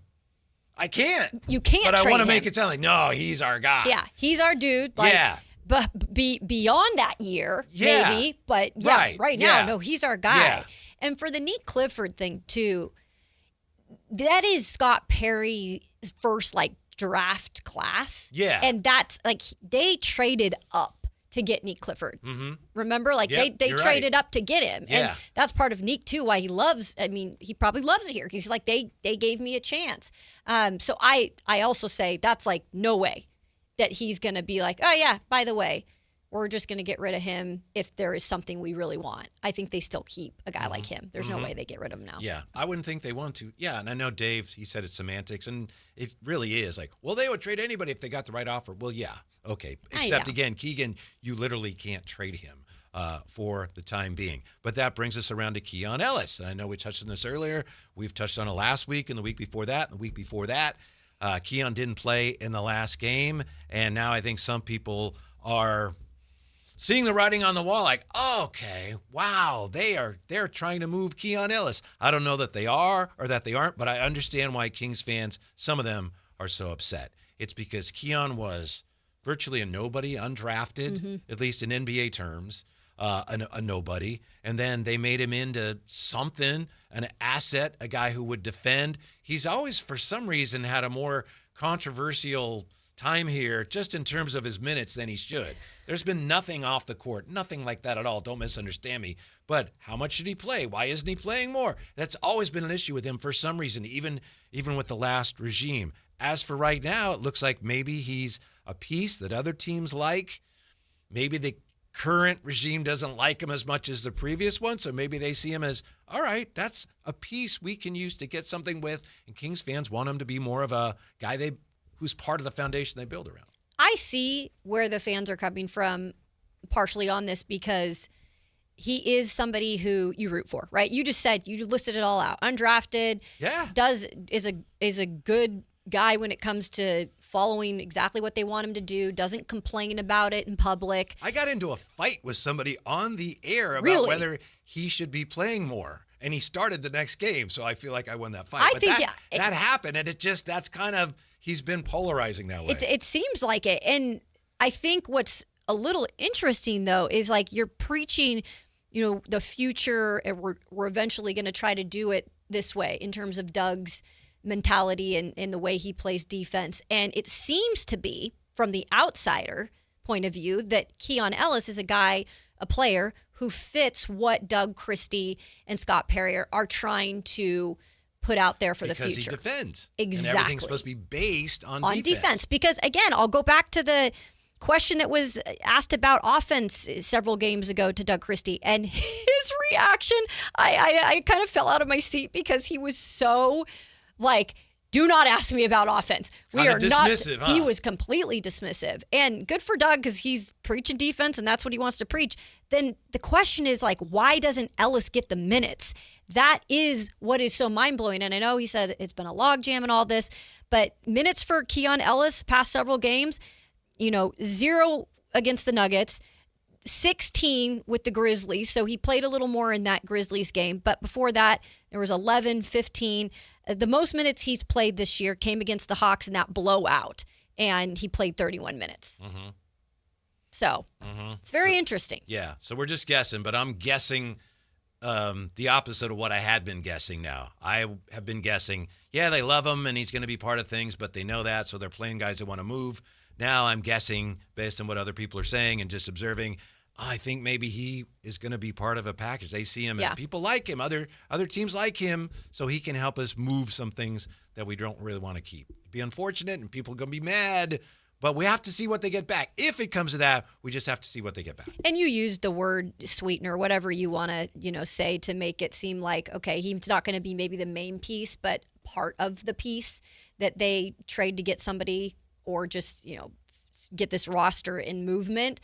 I would think we'd probably know, sooner than later that he's going to be a part. I mean, it's going to come out eventually here in the next couple of weeks or few weeks. I have to think that this Kuminga, maybe Sabonis thing, I don't think the Kings ever really gave up on that. I think they kind of put it up on the shelf, and they were waiting. And now Kuminga, he got off to that great start with the Warriors where it looked like, wow, he may have a long-term future there. And now he's not playing because he's talking about bilateral patellar tendonitis. And Steve Kerr's kind of saying, I don't know what's wrong. So that looks like that's coming to an end. Looks like Kuminga has decided after saying that he feels like a scapegoat there. He wants out of there. And I think the Kings have just been waiting all along for something like this. Yeah, I do too. It's not shocking because we talked about it so much before the season started. And, where there's smoke, there's fire. And I do feel like with Kuminga, while they did get him to stay there for now, I think in the back of your mind, you were thinking, well, is this going to be a long-term thing? In the beginning of the season, I actually thought, well, I guess this worked. Everybody's mature. We're not in kindergarten. We're not fighting over, what happened to the offseason. But that quickly quickly turn. And that showed me that, okay, there is stuff going on behind the scenes. And Kuminga does not want to be there. And it doesn't sound like the Warriors really wanted there. Right. I know basketball ops has been split on him at best from the beginning, but ownership has thought, no, he could be our guy. I think the way they set up this deal, they set it up so that, look, if things don't work out, we can move off of him around the deadline. That looks to be where this is headed. And I think the Kings, if nothing else, they position themselves at least to the front of the line of teams that will talk to the Warriors about him. Did I think I asked you this on air once, but in terms of how many I was deals, not at the Wilt Chamberlain game, if that's what you you were. were. So it was recent. This was recent. I wasn't dreaming this, Kevin. Like, which I do. I have had like dreams that I've woke up usually like in the last week or two where I'm like, did this really happen? Did we say that we were going to go to this restaurant to go eat Mexican food tonight? Now I got to ask my brother and sister-in-law if I had this conversation because I've been obviously craving this, Mexican Well, have you ever restaurant. seen Inception? Yes. You have to have one of those tops and you spin it, and if it doesn't fall over, then you know you're in a dream. Then you're okay. Yeah.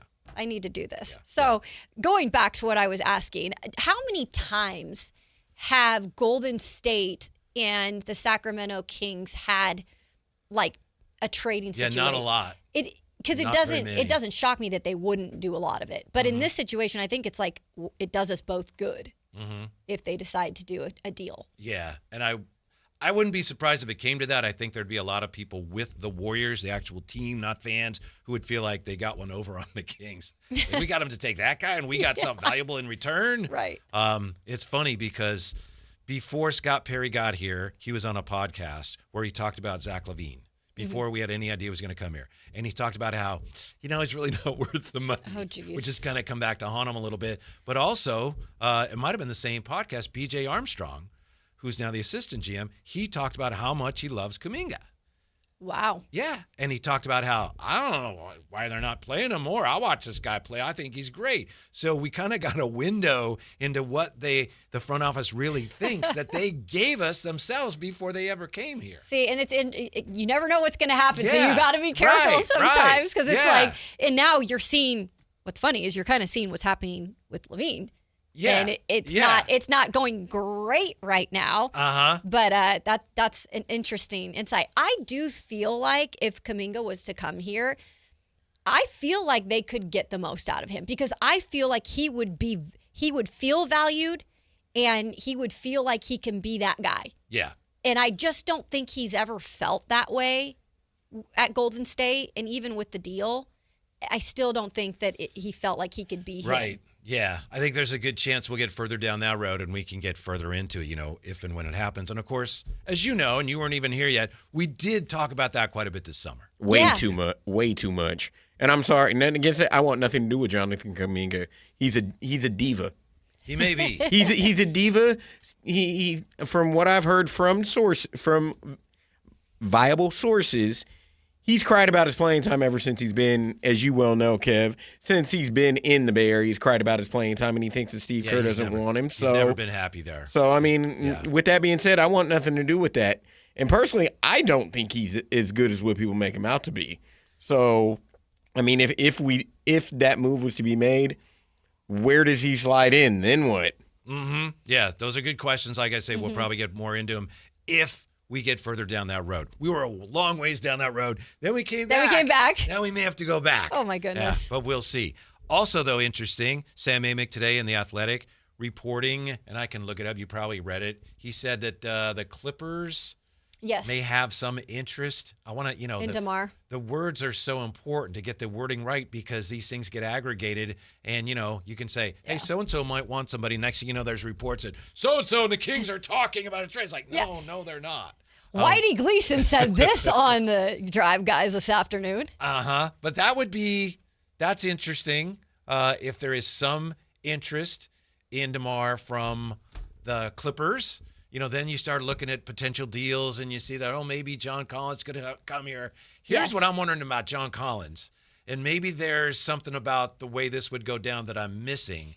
But to me, if I could trade for John Collins early on, like before the deadline, I'm wondering if I could, because I believe he's an expiring, although there's also some disagreement over that, maybe I could move him I could trade for him and then move him for something that even helped me more. Yeah, and that's the thing that's out there right now is DeMar Rosen would go to LA, to the Clippers, you would get John Collins, but that's interesting. And I think that is what we're going to start to see, like, how good is Scott Perry in terms of trying to make all these puzzles fit and to make the future even better, because it's not as easy as maybe a straight trade. Sometimes it's not that easy. Sometimes you really got to get creative. You're right. And that's a good point, Whitey, that you say that you could do some other things with him. And I think that's what this Kings team is going to need to do if you want to see a faster rebuild or retool or whatever you want to call it. I still don't think it's going to happen in a year or anything, but it could happen sooner than some of these other organizations have done it if you can get creative and make these pieces work. Mm-hmm. I think historically speaking, one of the keys to how quickly you can turn around your situation is how long does it take you to get your centerpiece? Mm-hmm. And I suspect, I don't know this, but I suspect there are some within the Kings front office that see Kuminga as potentially, he could be our centerpiece. I tend to side with Ramsey. I'm very skeptical of that. Yeah. But I could see why, if they really see him that way, and again, we can debate it further as if we get further down that road, but if they see him that way, I could see why they'd be so interested in him. They think this is a guy that could really jumpstart our whole thing, and he's very young. And he's young, and I agree with you guys on the fact that there's a little bit of a, I don't want to call it a crybaby type of personality, but you do hear things. I am always willing, though, to give people like a separate second opportunity, because just in terms of like my career, I know in some spots, like some things didn't fit as well, or maybe they didn't want to. Were you a diva? Is that what you're telling us? You were a big that time diva? I am actually not. Okay. But sometimes you don't necessarily feel like you're part of some place in every single place you've been in your career, if you've been in it a long time. And with Kuminga, maybe he just doesn't feel like he was part of what he wanted to be a part of, or what maybe he didn't think that he was valued as much. I don't know. I'm willing to give like guys like that a second shot. But I'm more about kind of drafting that piece if you can. Like Scott Perry just finding that piece and knowing that that's going to be the fit that they can really build around. Because that's the old school way of doing it. And I know it's sometimes hard because it's a flip of the coin, or if you don't have, a high draft pick, that can't always happen. Yeah. But if they think he's the guy and they can get him, I understand your point. Yeah. But you have to get those players however you can. Here's a deal on DeMar DeRozan, according to Sam. And like I said, I think it's really important to parse his wording, because let's not get carried away. Quote, DeMar DeRozan, who league sources say has some interest from the Clippers, has a partial guarantee in his deal. Okay, so let's not assume that, he's going to the Clippers. League sources, who may or may not be correct, say he has some interest from the Clippers. All right, that's something to keep an eye on, but this is not like they are deep into conversations on sending DeMar DeRozan to the Clippers. And Kev, I'll just equate it to this analogy. You're saying it's sources. This isn't like Brandon Nimmo getting traded to the Rangers last night for Marcus Semien. Right, right. Exactly. Yeah. So just we'll see. Malik Monk has a combined $41.7 million in a deal 2 summers ago. He was part of the Jonathan Kuminga trade talks with Golden State. So, and then he talked about that too, by the way. Yeah. With you guys when you guys had media day, I think. Yeah, he talked to Alan about that. Was that Alan that he talked to? Was Alan or Schmallen? I think it was Alan. Yeah, it might have been Alan. Yes, it was Schmallen. Yeah. But I was like, wow, he was pretty like open about that whole process too. Malik Monk was. Yeah. That Scott Perry at least was very transparent with him. Right. About the whole process. As I recall, Malik said, Scott Perry told me something's either going to happen today or it's not going to happen. That's what it was. Yeah. And it didn't. But so I would think too, with little things like this, they're going to start coming out with December right around the corner. Well, and it's been ongoing. We can assume, like you said, now we'll see what kind of job Scott Perry can do, but it's finishing up some of these things that he almost certainly has already started. Yeah, there's definitely, and that DeMar is no surprise one of the first names that I would think would be out there. Yeah. I mean, I think for a lot of teams, he would be a piece they'd like for a push. Yeah, and then Sam also says Keon Ellis is widely seen as one of the most coveted Kings players among rival teams. Yep. A sweetener, as you might say. 339-1140, 1-800-920-1140. Dwayne checking in on Sactown Sports. Hello, D. What's up? Hey, what's up, Whitey? Say hi to Kayla. What's up, Kayla? What's up? What can we do Hey, for girl, you? Yeah. you looking fly. Just want to say you looking real fly. You know what I'm saying? Thank The show is definitely upgraded now. So I would say I would say this, you guys. I would say everybody's been pretty negative, and so I'm trying to come positive right now. What you got to do is you got to get younger. I think any trade up until the trade deadline has got to accomplish that. And I actually think DeRozan for Kuminga would definitely start that process. I think that'd be good. You know what I'm saying? Got to get younger legs. So I think that's a good starting point. That's all I got today, fellas. All right. Thank you, you, Dwayne. As far as we know, I don't know that the Warriors have much, if any, interest in DeRozan. DeRozan for Kuminga, yeah, from the Kings standpoint, looks good. I don't know that that's something the Warriors would do. Yeah, probably not the Warriors, but it might have to be something like it might have to be DeMonis. I think it would be. Yeah. I think that is the thing that makes the most sense there right now. That's a lot of money, so it's going to be the conversations, whether they come to any agreement or not, it's going to be real convoluted, trying to match everything. Man, I'll just say this. I'm glad I'm not a GM here. Really? This is a fun time, isn't it? I mean, I'd like to pick the young players and draft the players, but this money stuff makes my head spin. Yeah, I know, and all the all the contracts and the cap and all that. Like, my goodness, I'm not a numbers guy. Ice cream headache time. How'd the Kings snap the losing streak? Yeah, how'd the Kings snap the losing streak? What does it actually mean? Next with Kayla and Ramsey and Whitey. Drive Guys, Sactown Sports. Black Friday savings start now. Get your best deal through the end of the month at Folsom Lake Honda, your one-stop Honda shop. With Black Friday savings during Happy Honda Days, own or lease your new Honda Accord or Civic today. Your one-stop Honda shop. As a family-owned and operated dealership since 2009, customer service is our #1 priority. Our customers love doing business with us, and you will too. Folsom Lake Honda is your one-stop Honda shop. Folsom Lake Honda. Visit us at FolsomLakeHonda.com. Your one-stop Honda shop. Wesley Financial Group is not a law firm, and Chuck McDowell definitely not an attorney. This is Chuck. If someone talked you into buying something really silly and you want to get out of that silly little thing, my advice, get the facts. Call me and I'll send you our timeshare exit kit absolutely free. Inside, you'll learn how timeshare works and all your options for cancellation. Call Wesley now for your free exit info kit. 800-838-6767. That's 800-838-6767. If you love to travel, Capital One has a rewards credit card that's perfect for you. With the Capital One Venture X card, you earn unlimited double miles on everything you buy. Plus, you get premium benefits at a collection of luxury hotels when you book on Capital One Travel. And with Venture X, you get access to over 1,000 airport lounges worldwide. Open up a world of travel possibilities with the Capital One Venture X card. What's in your wallet? Terms apply. Lounge access is subject to change. See CapitalOne.com for details. With Steel, batteries are included. This holiday season, give a gift that's ready to go right out of the box. For everything from cleaning up the yard to cutting up firewood, Steel tools check off the wish list and knock out the to-do list. And right now, buy select battery tool sets and get a free extra battery. Visit SteelUSA.com for holiday deals and gift ideas. Happy holidays from Steel. Offer valid for a limited time only at participating dealers while supplies last. Vanity Fair calls BritBox a delicious streamer. Collider says everyone should be watching. Catch Britain's next best series with BritBox. Stream acclaimed new originals like Code of Silence. You read lips, right? And Linley, based on the best-selling mystery series. Say hi, Linley. Take it from here. And don't miss the new season of Karen Pirie, coming this October. You don't look like police. I'll take that as a compliment. See it differently when you stream the best of British TV with BritBox. Watch with a free trial today. Get Black Friday savings during the Happy Honda Days excitement going on now at Stockton Honda, Northern California's best Honda dealer. You'll score big with low payments, top trade-in value, and a huge selection of new Hondas. Don't wait. The clock is ticking at StocktonHonda.com. Anytime, anywhere, it's all here.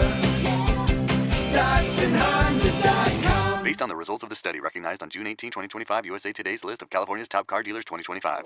Guys, want long-term health you can count on? It starts with knowing your numbers. Right now, Revive Men's Health Sacramento is offering a comprehensive wellness panel, a $400 value for just $99. It checks your testosterone, blood sugar, cholesterol, kidney, liver, thyroid, and heart health. Take control of your health today and stay strong for the long haul. Offer ends November 30th. Call 916-619-3000. That's 916-619-3000. Or visit ReviveMen'sHealth.com today. Must medically qualify. Terms apply. Contact us for full offer details. If your passion is bass fishing, only one radio show has the action, information, and excitement of your favorite outdoor sport. Ultimate Bass, hosted by Tournament Bass Pro and California Outdoor Hall of Famer Kent Brown, takes you live to where the fish are biting every Saturday morning. Only Ultimate Bass feeds your passion with the latest news, products, tips, and advice from the pros. Ultimate Bass with Kent Brown, Saturday mornings at 5 a.m. on Sactown Sports 1140, part of SEP's Saturday Morning Outdoors.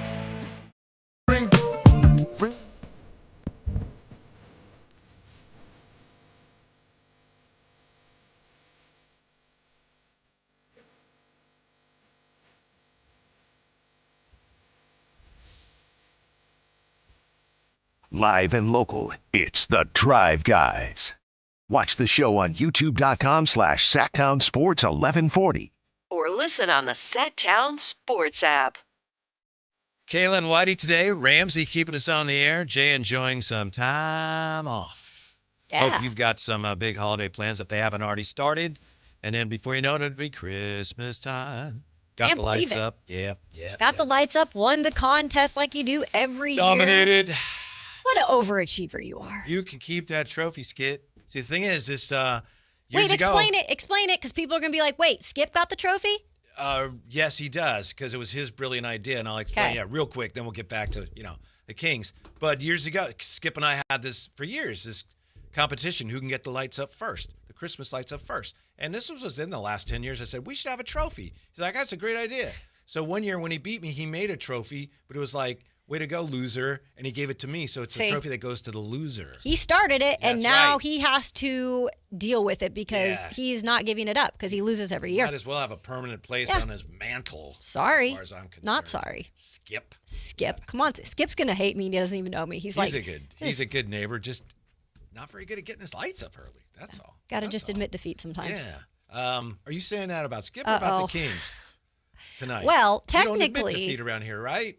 There was no admitting defeat on Saturday. And you know what? Frankie was in earlier on the show and had, I think, brought up the stat that the Kings had not lost, back-to-back, so many back-to-back games. There's been 17 games so far. They don't have back-to-back wins yet, he was saying. Yes. And this would be the third longest at the start of a year that they've gone without back-to-back wins, I think is what he was saying. Yeah. And it's been, 17 games? Yeah. This year. And he also brought up something that I'm reminded of when I talked to my brother and original season ticket holders. There was a time when, the first year the Kings were here, they made the playoffs, but there were some very sparse years after that. And my brother, Phantom, was an original season ticket holder. He said, after a while, you started going to see the other teams. Because, that was when you'd have hey, Magic Johnson's coming to Sacramento and Larry Bird. And Frankie said, maybe people start revisiting that a little bit, which is, it's a somewhat discouraging thought. But I do think if and when the Kings can start this youth movement by actually bringing in some pieces, some players, I think a lot of fans are going to get behind that. I do think it's going to definitely impact attendance for a while, though. And that's the hard part when you are ownership, of kind of realizing and having to admit to yourself, you never want to see empty seats. You never want to see the crowd dull, especially here, because Sacramento King fans are so loyal and they've been through so much and they've still showed up. But I think you're right. There'll probably be some sparse crowds at times this year. And if you're ownership, sometimes you just have to admit it's going to be like this for a minute. And that's hard. I get it. I get it from that standpoint, but I also get it because you've done this and this is the position now you're in. And now you've given the keys to Scott Perry to rebuild and hopefully get those stands or the arenas packed again. But that's the one time I say, when I've covered all these different organizations and sometimes losing organizations to owners, sometimes you just have to sit back and just swallow your pride a medicine. little. Yeah. You really do. Yeah. Because there's no way around it. And I could understand how ownership, perhaps that's been the thinking around here the last few years. Like, this seems pretty good. Mm-hmm. We're going to stay pretty good, and then we get lucky or we make a trade and we'll be really good again. And we can stay at that level, and that way you won't have the attendance drop off. But we've seen as things have slowly but steadily, the team went 48 wins, 46 wins, 40 wins. You can see where that is headed. And at some point, that bill comes due. Yeah. And, sometimes you can have low attendance even, and I think that's what we've seen early this year at times, is we have a bunch of veterans, but the team's not very good, and people aren't coming anyway, so why wouldn't you rebuild? And that's essentially what, Scott Perry talked about today in the Athletic article with Sam Amick. Is it Amick? I can never say his name. Amick. Sam Amick. Sam Amick, yeah. So I get like trying to just put out some of what is coming from management, because we have all kind of been skeptical and we've had our speculations about what's happening. So today, he did that article, or the article came out today with Scott Perry, and clearly, they're saying, I have full autonomy and I'm making the choices moving on from here on out.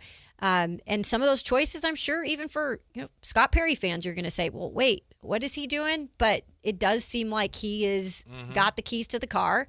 And now we got to see and be patient with how they're going to function. Yeah. And it might be a little clunky at times. Scott Perry, when asked about a rebuild and asked about Carmichael Dave calling it a rebuild, he laughed. Ha, ha, ha. Well, look, everybody has their choice of language. But when I came in here, it was about observing this year, then being able to make the necessary decisions and build from that point. So that's where we are. Here's my suggestion to the Kings. I don't know how much it would help. It might help, just in terms of getting people to come to the arena and still have a good time. The San Francisco Giants are masterful at playing up the ballpark. When it drives my daughter crazy. She's not a Giants fan. She watches a lot of baseball. When she's watching a Giants game and they're showing somebody with ice cream and somebody, in the arcade area or someone going down the slide, she goes, I want to watch the game. But they do a great job of showing, look, everyone's having fun at the ballpark. And I know baseball is different because it's outdoors and it's a bigger venue. But maybe if they haven't already, you start to play up, this is a great venue. Yeah. In your coverage, coming back from commercials, obviously you got to show the game, but really play up what a great place it is to be. And I think, too, for fans that are going there, you're bringing family usually, and you're buying food. You're maybe having a beer or two. Yeah. Why not make some of these weekday nights some specials you could do with, beer specials or whatever it might be, food specials for the family. Just getting that out there to just bring people in general that just want to maybe not have to spend as much to go to these games and at least go and watch. I know it's not the greatest product right now, but it is still fun to take the kids or to go with some friends one night. So you just brought back some terrible flashbacks. Uh-oh, sorry. Remember this, Ramsey, when they had, speaking of beer specials, the Maloofs were still owning the team, and they had, was it $5 beer night? Uh-oh. Something like that. I know that beer night. I was there that night, and if you were in line for something, good luck. Yeah, and I think that might have all tied back to when their family owned the beer distribution company in Colorado. Yeah, which they sold. But yeah, they had, and it was a Thursday night game on TNT, I think, and I think Tyreek Evans had the game-winning shot, and I think they were playing Washington. But it was, now I can't remember. I want to say $1, but it couldn't have been $1. I mean, right? that would be insane. You probably wouldn't have ever sat down because you would have been in line the whole time. It was very popular. They had a very big crowd that night. Maybe do it a little bit, maybe $5, $10, $8, and you have to be organized. I get it. I mean, everyone's going to want to come to something like that. So you got to be organized. Yeah, but I do think once they start bringing in players that we know, might take a while, and the younger guys start to play more, there's going to be a really consistent, maybe not a huge, but a consistent chunk of your fan base that's going to get behind that. I think so, too. I mean, I already love one of the first games that I went to in the preseason, the Neat Clifford, like they've got the Clifford dogs in the arena. I thought that was so great. I'm like, this is so creative, and I love it, and embracing the new rookie. And I think that there is going to be things to be excited about, but it's just sometimes it's going to take a little time. And there's going to be some growing pains for sure. We're going to see, I know a lot of people who've been pro-tanking have said, look, fans will still support the team if you aren't putting a really competitive product on the court, as long as fans know what direction which you're headed. So I understand that in theory, but we may find out whether that's true or not the rest of this year. Probably sooner than later. And I know this recent homestand is not as long. I'll tell you what, though, being somebody who's always been a fan of Russell Westbrook, and I know people, kind of are in or out on him, but even to see Russ, play in his maybe final years in the NBA, I know that's not what a team wants to hear is why you're coming, but he's been really good for the Kings, and I'm sorry, I freaking love watching him play because he does not stop. And his effort is just insane for being 37 years old. And he's sitting there doing what he's doing. Yeah. The problem, the way I see it is, and it has nothing to do with him or the Kings, he's not going to be here for very long probably. And so there's not that great connection. Mm-hmm. He doesn't feel like one of ours. And it's great that he's here. Yeah. And DeMar's similar. And he's been here a couple years now. But we don't have anything close to, in my opinion, as fans, the connection to some of the players that we used to have. And Sacramento loves to embrace those guys. And now it seems like some of the guys that fans embrace, like Isaac Jones, he's gone. Keon's our guy. He's going to be gone. By the way, it was December 16th, 2009. So what happened? It was $1. $1? Yes. All Kings fans who attend the game and help showcase Sacramento's great home court advantage to a national TV audience will be treated to $1 beer or soda or water at Arco concession stands. $1 beer promotion will run through the end of halftime. Soda and water will be just $1 throughout the entire game. Yeah, they wanted to have a big crowd since the game was on. Please tell me that was sold out. And I believe you are correct. I think that was Tyreek Evans' rookie year from what I remember. Okay. And please tell me they sold that out. If they did not sell out that arena... I'll have to double check. I think like that. This is the article I have here is before. It's a few days before announcing it's going to happen. Okay. I'll have to double check to see if they did, but we can check that for you. That's great. Good memory on that. Mm-hmm. $1 beer. I was there. Yeah. That's pretty good. Mm-hmm. All right. We'll come back with more on the Kings. 339-1140, 1-800-920-1140. We got to touch on some football, too. Are the Cowboys good? Are the Rams really good? And are the Eagles falling apart again? That and more with Kayla, Whitey, and Ramsey, and you. Sactown Sports. Don't go away. Sacramento weather is brought to you by Future Ford. I'm Dirk Verdorn in the KCRA 3 Weather Center. Low clouds and fog in the forecast through the night tonight with light winds and temperatures dropping off into the 40s. We will have more overcast skies expected on Tuesday that could break out by afternoon. Get the latest forecast on the KCRA 3 News and the KCRA 3 app. It's the Black Friday Sell-a-thon at your Future Ford dealers. Get unbelievable pricing on F-150, Bronco, Explorer, Mach-E, and more. The best Ford is a Future Ford. So hurry to Future Ford Lincoln in the Roseville Auto Mall and Future Ford of Sacramento at I-80 in Madison. $5,000. That's the average amount of money people in the U.S. are now spending on gas in a year. $5,000. That's crazy. If you drive, you have to download Upside, the free app that gives you cash back every time you get gas. That's right. You can earn real cash back with Upside just by buying the gas you're already buying. You can literally start earning cash back today. I use Upside every time I fill up, and I've already made around $200-$300. You're putting gas in your car anyway. Why not get real cash back? If you like free money, download Upside. I'm saving the cash I earn from using Upside to help pay for a vacation later this year. Download the free Upside app now to earn cash back every time you buy gas. Use promo code POWER to get an extra 25 cents per gallon on your first tank. You can cash out anytime right to your bank, PayPal, or a gift card for Amazon and other brands. Just download the free Upside app and use promo code POWER for a 25 cents per gallon bonus on your first tank. That's code POWER for a 25 cents per gallon bonus. Growing your business? It's all about having the right team on the court. At Bank of Marin, we partner with businesses in the greater Sacramento area, delivering personalized service and local expertise to help you make a slam dunk. Whether it's customized lending or solutions to keep your business growing, you'll benefit from local decision making, expanding, acquiring additional assets, or building a lasting banking relationship. We're ready for tip-off. Bank of Marin, your local business bank. Visit us at bankofmarin.com. Member FDIC.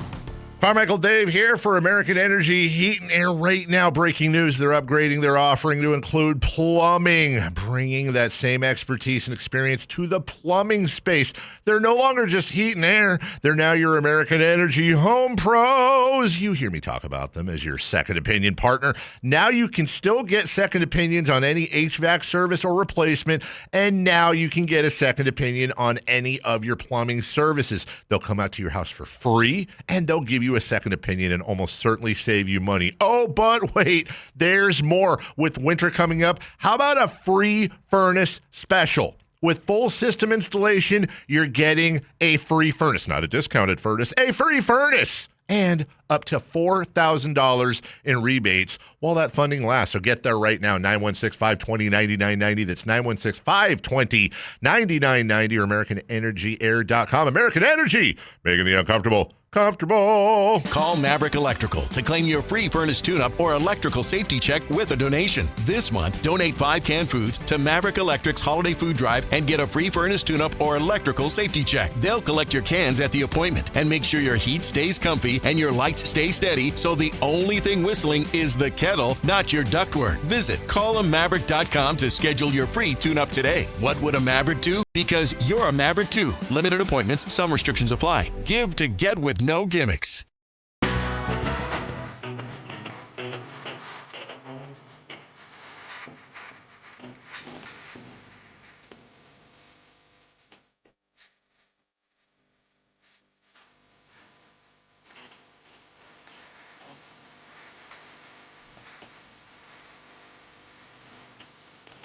The Drive Guys powering your afternoons Monday through Friday on Sactown Sports. Yeah, well, Ramsey is a Bears fan and a Falcons fan and a Raiders fan. Wait, what? Yeah. See, I don't know that you can be, fan of 3 teams. I did not know this about you. Yeah. Can you be a fan of 3 teams between you and me? That's a lot. Exactly. Unless there's some crazy story that ties them all together in some weird way. Mm-hmm. It's easy. Raiders have always been a team we follow in my family. Both sides of my family are from Chicago. And the Falcons, I fell in love with the Falcons once I got Deion Sanders, late 80s, early 90s, and it goes from there. I don't know if that's true love if you also have 2 other favorite teams. I don't know. That's a wild story. I like when you parcel it all out, I do get like where the connections come from. So who's your favorite team? Do you have a favorite? No. Dang, man. Yeah, see. No. Because I could say like the Seahawks are my team, right? Because I grew up in Washington State. I've always grown up a Seahawks fan, but I covered the Titans for 8 years. So I root for them to win unless they're playing the Seahawks like this last weekend. So it's like, that's like my story. Push comes to shove. You're going, I'm going Seahawks. Ramsey, that's very interesting. We're getting ready, of course, for the 49ers and the Carolina Panthers. And I know we talk about this every time this happens. The game is on Monday Night Football, and the game, of course, is in Santa Clara. We have ESPN on here. We have monitors around the whole studio, monitoring every sporting event that's going on around the globe, of course. But they were just showing Pier 39, and we were just laughing. Like, that is nowhere near where the game is. Not close. Nowhere near it. I kind of, like, that's maddening in a way. And here's my question to you. So where would you say, like, if they're actually doing this, like, this is the location, Santa Clara, i.e. close to San Jose, where would you go to get all those, like, sexy shots? Because that's what these are. Like, when they bump in and out, they're taking, like, the, up in Seattle, it's like Pike Street Market and, all that stuff. Where would you go? They're throwing the salmon around. Exactly. Where would you go if you weren't going to go, like, hard to San Francisco? I got to go somewhere in the Santa Clara area. You do, or San Jose. San Jose, there's lots of places. I'm not that familiar with San Jose, but there's a lot of really interesting places. There's plenty. I'm familiar with San Jose because I work down there from time to time. One, you could definitely get is the Winchester Mystery House. Okay. 2, you can go downtown. You go to San Jose Convention Center, which is right downtown. Got it. You can always shoot the SAP Center where the Sharks play at, and you can go on the campus at San Jose State. They have a display in the middle of campus of Tommy Smith and John Carlos from the 1968 Olympics when they were on the podium. Yeah. Okay. Yeah, the Winchester Mystery House, by the way. Kevin, he's like, it's But it is funny. It is funny. It's It's not famous. close to Yeah. San Francisco. It's a San Jose icon. That's the reason You're why right. I mentioned it. You're right. Yeah. It is famous. It's just I've been there, and it's like, But it's like, yeah, we're in San Francisco. Psych, we're really 45 minutes outside of San Francisco. oh yeah, we're not close to San Yeah. Francisco. Yeah, but Very funny. Oh look, it's a cable car. That has almost Uh-huh. nothing to do with the game. There is no cable car anywhere near Santa Clara County. Nope. 339-1140, 1-800-921-1140. AC has been hanging on. AC, thanks for hanging. What for you can we do today?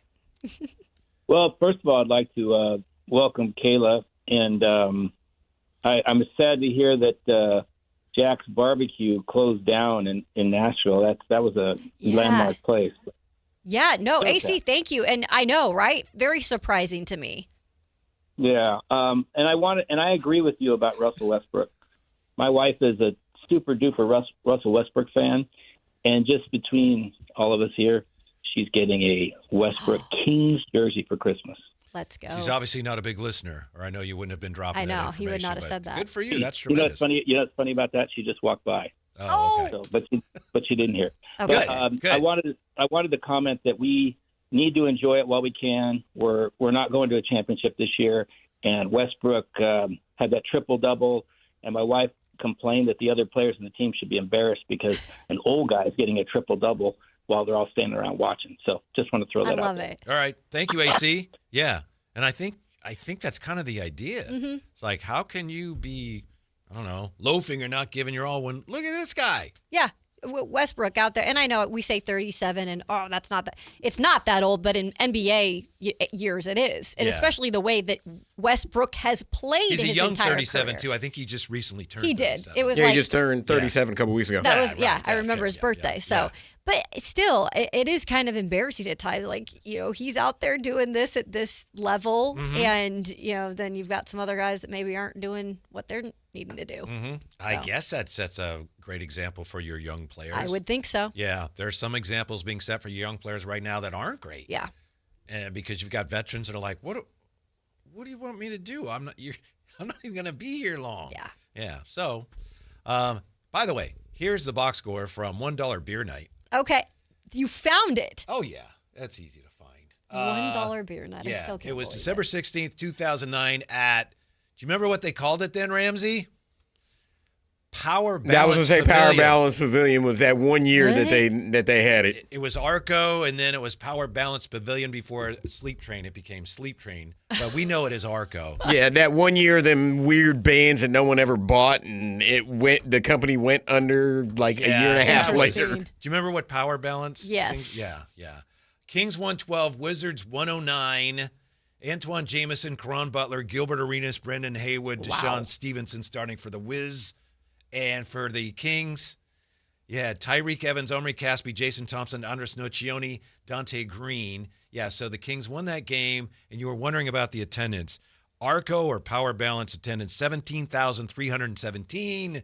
Attendance that night, $1 beer night, 16,579. Okay, see, So close. They should have had standing room only. That year, I just checked, All the I would Kings expect. were 29th, I think, out of 30 teams in attendance, so they weren't And a it great was team and it at was that point. Arco. It's not Golden One Center, and I know Arco has some memories, but Golden One Center is beautiful. Yeah, that win Place lifted is the awesome. Kings to 11-13. So And the biggest thing I took from this, why you bring back something dollar bill beer Dollar night. beer There we night, go. They won. Mhm. So if we're looking for a victory, bring back the dollar beers. That's all sure, I'm saying. be careful what you wish for. I'm right. But sure, 26 for Tyreek, 22 for Omri Caspi, and 20 for Andres Nocioni. Now, real quick, looking at football, because I know I said we were going to talk about football, so I just want to make sure we get it in. Are the Cowboys good? Oh, Kev, you had to ask me that question because Dak Prescott's very good. Dak is good. Respect to Dak. I'm not going to take anything away from Dak. Last night, they were able to beat the Eagles, and the Eagles are a good team. They had a great game plan coming in because pretty much what they did was they shut down the Eagles' run game. 64 yards on the ground. The Eagles are not good, especially this year we have seen. Saquon Barkley is not the greatest player who's ever put a helmet on. Not right now. Yeah. And when you shut down their run game, it's a recipe for success clearly.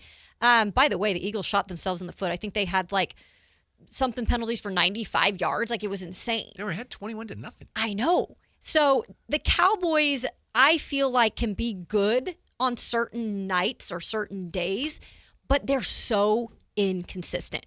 So the verdict is it's out a little too early. I don't know what to say. I do have one thing to say. The Cowboys have been playing for a higher power the last 2 weeks. Last week, obviously. They play the Raiders. I get that, but still. And this was the first home game after the... Be careful, Caleb. The Raiders are one of his 14 favorite teams. I can admit the Raiders look terrible. I don't even want to go there. But no, last week was the first game, and this was the first home game after the unfortunate circumstance with Marshawn Nealon. And I think that infusion has been within the team the past couple weeks. Does it transfer over to Thursday? That we have to see. Yeah, because that's Chiefs, I believe. Yes, so. Yes, the Chiefs. The Chiefs at biggie. 1:30. And I it's love Thanksgiving game. It's in Dallas. It's always in Dallas. It's always in Dallas. Detroit. Yeah. So there we go. Yeah, and then Detroit, by the way, on Thanksgiving they're playing the Packers. So it's all right. And Yeah. then you got the Chiefs and the Cowboys. Then you got the Ravens and the Bengals. The Bengals. Here's the bright side. Here's the silver lining. Joe Burrow fans. Joe Burrow's expect to be back. So. And then you got a potentially a great game on Black Friday at noon as well. Bears at Eagles. Eagles, yes. That's right. Are the Eagles falling apart again?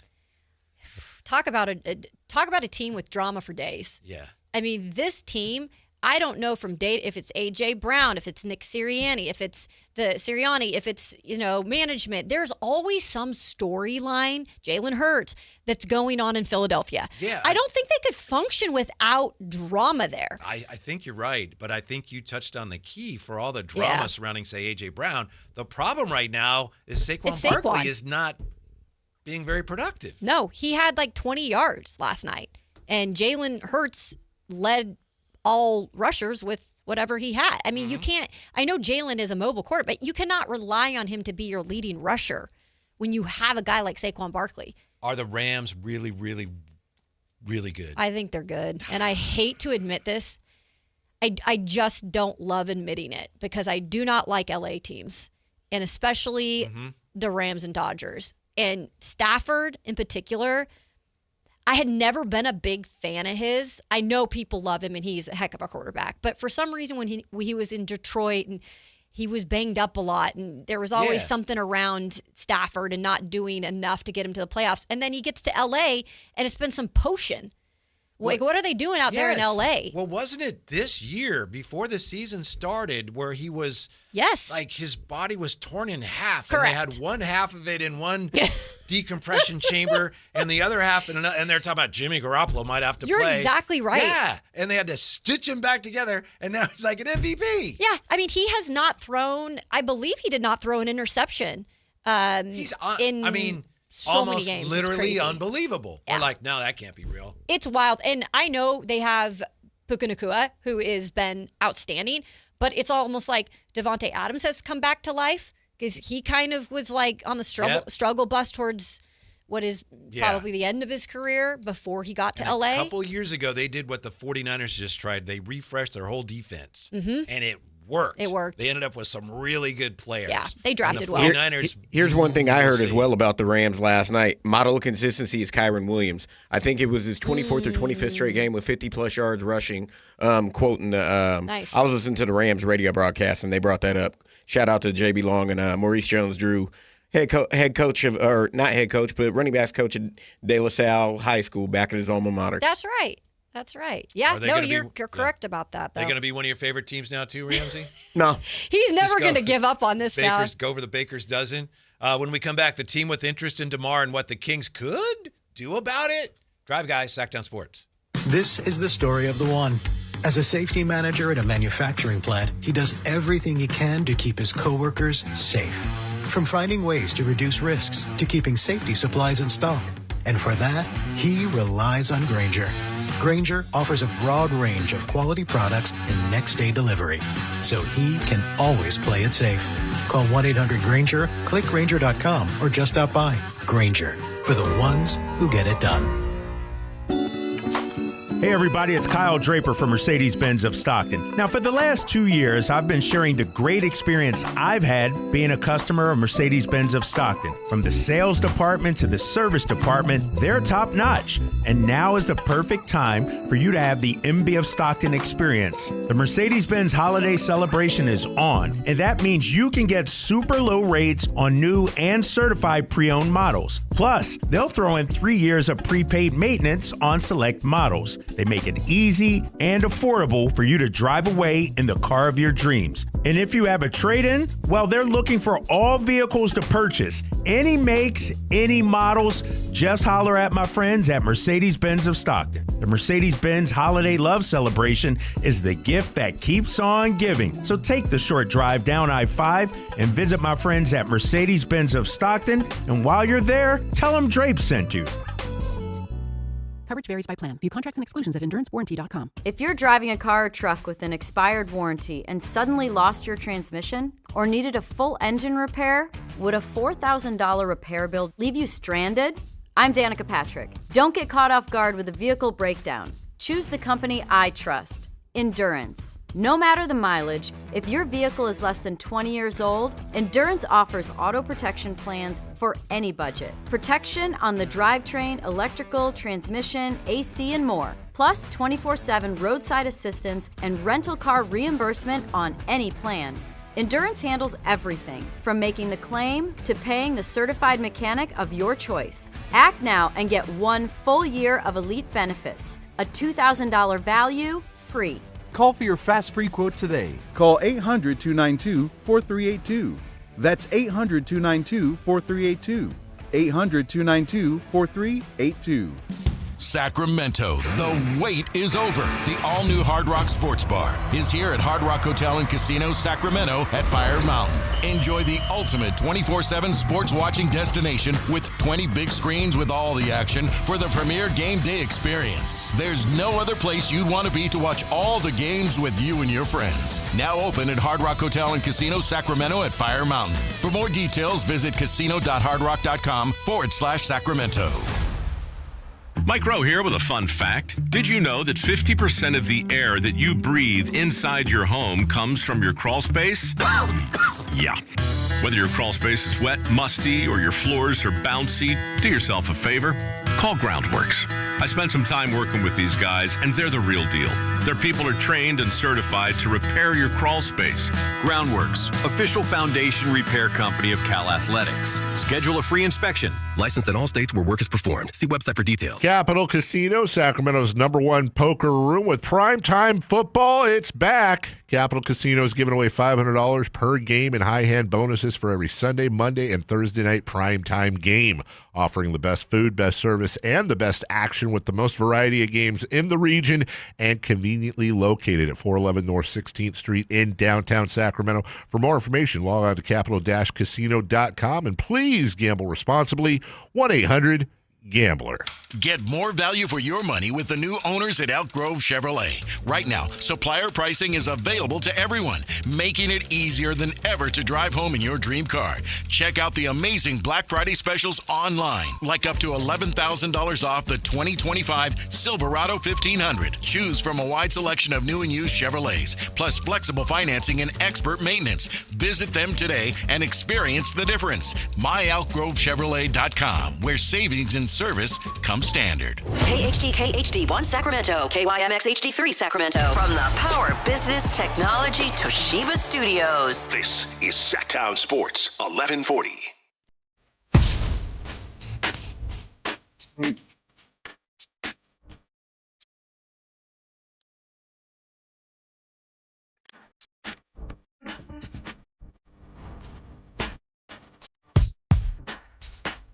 Your afternoon home for Kings talk and so much more. The Drive Guys on Sactown Sports. So much more, especially on a day like today. Kings and Minnesota Timberwolves tonight. We take you up to game night. And then we got the 49ers playing Carolina tonight. You know, Steph Curry's a big Carolina Panthers fan. Yeah, because his dad played there. His dad played Charlotte there for Hornets.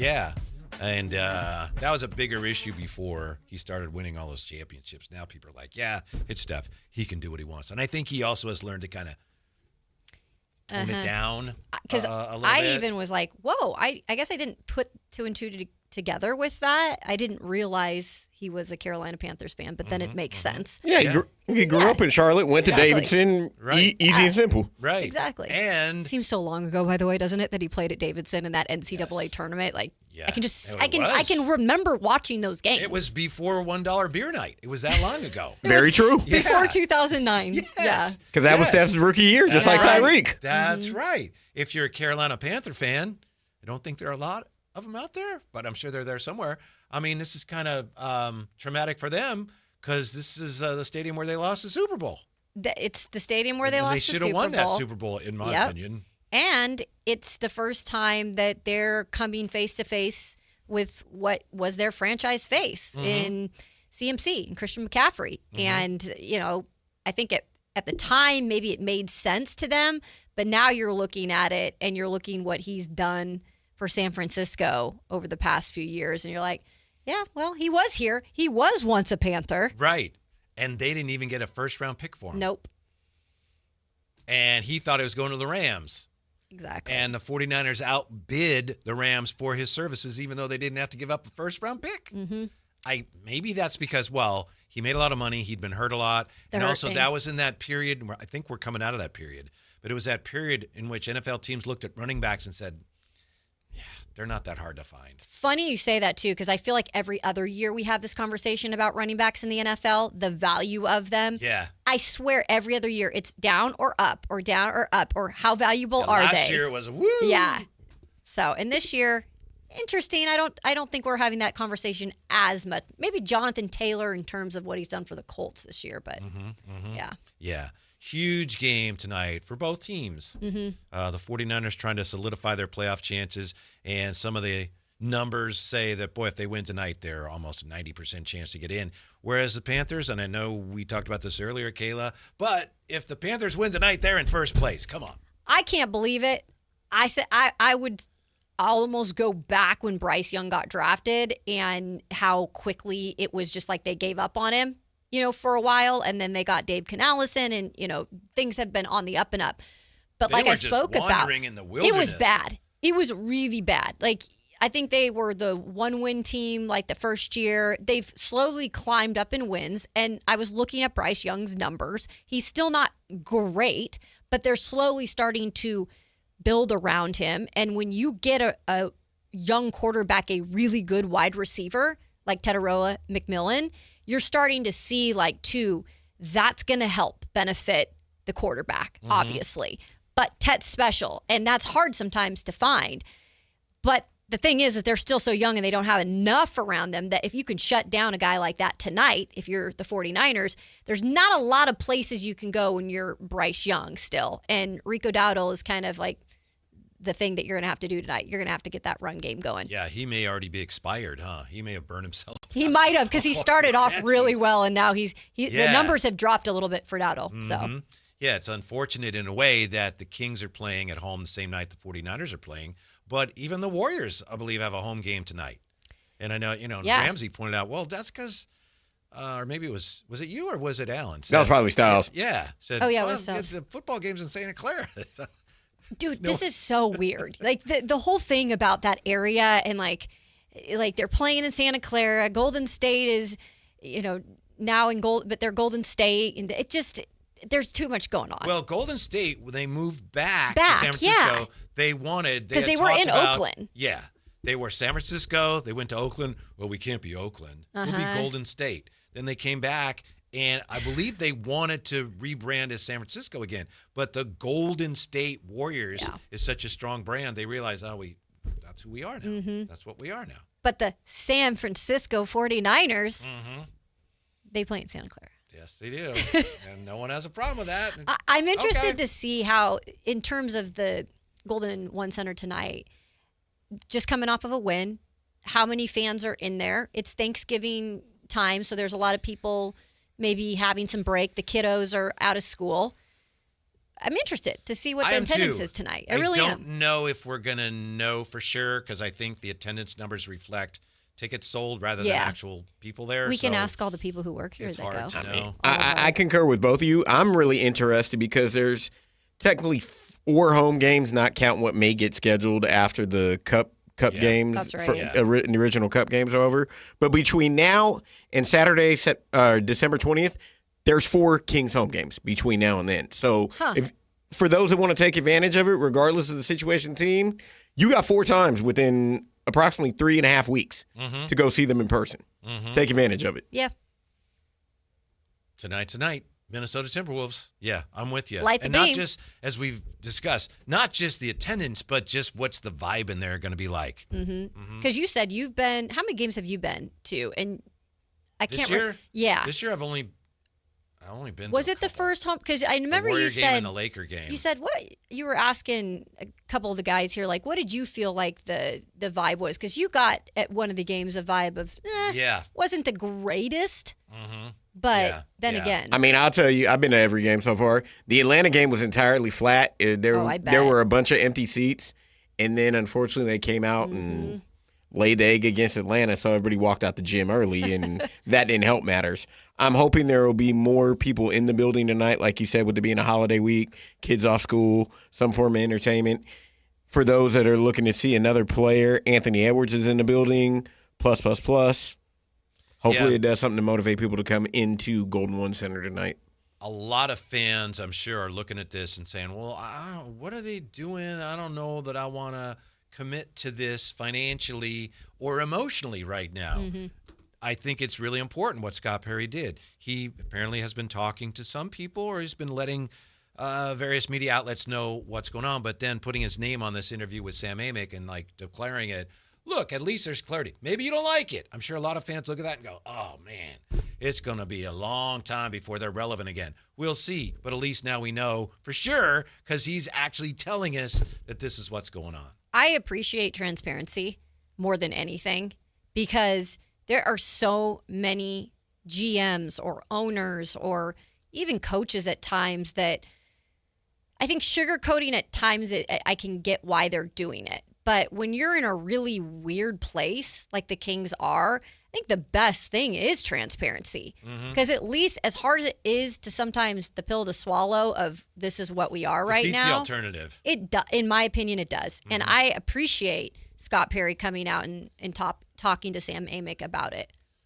Compio, pardon me. I never know whether to call him Campio or Compio, and then sometimes I split the difference. He says Murray's first home since the injury. Yeah. Keegan Murray's first home game, so we get to Keegan. Okay, there we go. Yeah. There is something to come out and see Keegan Murray back out there in his first regular season game at home this season. There we go. Yeah. And let's see. This is TC. Is it TC? Kayla's solid. She knows her stuff, not just up there looking, not talking. How about that? Well, thanks. Yeah. I appreciate it. I really do. Yeah. And we got a lot to talk about with the Kings. And that's one thing for us, from our standpoint, we're going to have a lot to talk about throughout the season here because I think they're going to actually be trying to take a team apart bit by bit and put it back together. And I think everybody's going to have opinions on how to do that. That's the thing. We want to put on our GM hats at times and be like, what's the best way to get out of this mess? Or what's the fastest way to get out of this mess? To me, it's fascinating to sit back and watch and digest every day. I feel like we're talking about something new, although it's tough to cover a team that is losing more than they're winning, but it's also going to be fascinating to see the rebuilding process and how Scott Perry and company go about it. That's almost somewhat more intriguing than just knowing, well, they're just going to lose and we have nothing else to talk about because they're not going to trade any pieces. Just like the Panthers moved off of Christian McCaffrey, in part because they felt like, it's better for him if he's somewhere else. I hope the Kings are able to do that with DeMar. DeMar DeRozan is much further down the road than Christian McCaffrey was. Obviously, DeMar DeRozan is 36. But he also has a longer, more accomplished, if you will, resume than Christian McCaffrey had when he was traded. I know there was a Panthers player who was quoted as saying, I would rather we move somebody and maybe we don't get as much for him, but, you help him get where he wants to go. There's some upside there. I would rather we do that. So I'm hoping the Kings are able to do that. But let's face it, as much as they want to take care of the guy and as much as you want to do things that show the rest of the league, we take care of players here. We're a solid professional organization, you have to get something for him. You do. That helps you. I think eventually, again, it all kind of depends on the league and what teams are wanting or what they're needing. Mm-hmm. And that's why it's hard for us right now talking about the Kings, and probably hard for a guy like Scott Perry, who's sitting back saying, hey, these guys are all out there, but we don't have suitors right now. Like, we got to wait to see exactly what happens. And I know DeMar DeRozan inkling was that he could be, in the talks of possibly like a LA Clippers trade situation. Yeah. But that's just sources out that are Leaked putting sources out say those names. he has some interest from the LA Clippers. Yeah. And I get it. I think DeMar will, unfortunately, and I like DeMar DeRozan. I really do. And he's going home had to a LA great for him, career. that would be... That's what I'm saying. He's Yeah. from LA. Like, I'd like to see him end up somewhere where he can, do whatever he needs to do, and then the Kings can get what they need out of it. And I'm Yeah. sure that's what Scott Perry and company would like for it too. Doug Christie has spoken so highly of DeMar DeRozan. Just specifically, I think the other night was just like, I have so much respect for that guy. What he's been through, how he's navigated his career and just life outside of basketball. They should have never brought him here in the first I know. place. And that's what's hard sometimes to just like, that wasn't them though. That wasn't Scott Perry. Well, Well, you're right. It wasn't Scott Perry. Yeah. You're right. On the text line here, 339-1140, 1-800-920-1140. A diabolical thought to trade for a player, only to trade that player in order to make another trade. But that's what I want to do. Trade DeMar, get John Collins, and then move him. That's what I think. You got to get creative out here. I think you got to you got to do things that other teams aren't doing. And luck plays a little bit into that. But you say it like a joke, and I'm kind of like, I kind of like that. I'm 100% serious. You're serious. Okay. Because I like the idea. Again, and there are no restrictions against that, I don't believe. Yeah. And John Collins is a guy that could help a team that might be in position to do something. Right. And maybe you could say, well, you bring him here and maybe he's something you want to commit to. And I know he's not that old, but I don't think he fits my timeline. I've never been a huge John Collins fan, but that said, he put up big numbers last year. And I believe he's in expiring, although, again, there's some disagreement over that. So there should be a market for him. If I could get him a piece that I could spin off for something else even more useful, yes, that's then I'm getting busy. Then you're starting to cook, and you're starting to say, hey, maybe the timeline could be faster in terms of a rebuild or a retool or reshape, whatever you want to call it. I still love how many R words there are for rebuilding. Rebuild, it's insane. Reset, rejuvenate. I'm telling you, there's a ton. Because it's all the Yes. Yeah. So if you have a new one, let us know in the chat. Do you have a favorite one that applies to this situation that maybe puts a shinier veneer on it? I like replenish. Right. Why does that sound so? This moisturizer is so replenishing. It's so replenishing. I'm replenishing my skin. It just makes it feel fresh. Mm-hmm. Kind of like that one. I think the most accurate one, if we're being honest, may be recover. Because the last few years have been really rough because you had that great year and then it's like how great the Beam Team 1 year was made the next 2 years even that much more difficult. Right. Because expectations were like this and then we're in our recovering stage. Yes, we should make I hope T-shirts. so. Kings in recovery. I hope so. Kings fans in recovery mode here. There we go. Mm-hmm. I hope so. And rebuild is even a nicer word than tank. It's a way nicer word, and honestly, I'm not even mad if I'm Scott Perry. I would probably use that word, and I get it. They're particular. Management is always so particular on what words they use, or they won't say anything like that. Right. Tanking, you just can't say if you're running the show. You get fined. Yeah. And I don't like that word. I don't like that word. I don't like tanking. I think tanking. Do you know where it comes from? I'm not sure, but I think I know. Tell me. I think it comes from the days of boxing. Okay. When a boxer would take a dive. We paid this guy to take a dive. What do you dive into? A big tank. A tank. So I think that's what tanking is. It means you're taking a dive. And it's not entirely accurate because players on teams that are tanking, the players aren't, supposedly, they're not tanking. It's just the team is not putting their best foot forward. Right. So it was kind of in a weird way, in a different way, Joker flopping all of Saturday. taking a dive when I was Drew like, Eubanks is strong. I'm sorry. I loved Eubanks in that game because it takes a lot to go up against a guy like Joker who can just do that and get away with it because he's just Joker. But I actually loved watching Eubanks in that game. He was getting feisty. The one thing I don't think we mention enough when we talk about Drew Eubanks, especially when he's up against Jokic, according to Basketball Reference, and your mileage may vary, Drew Eubanks is, what's the Joker, 7'1"?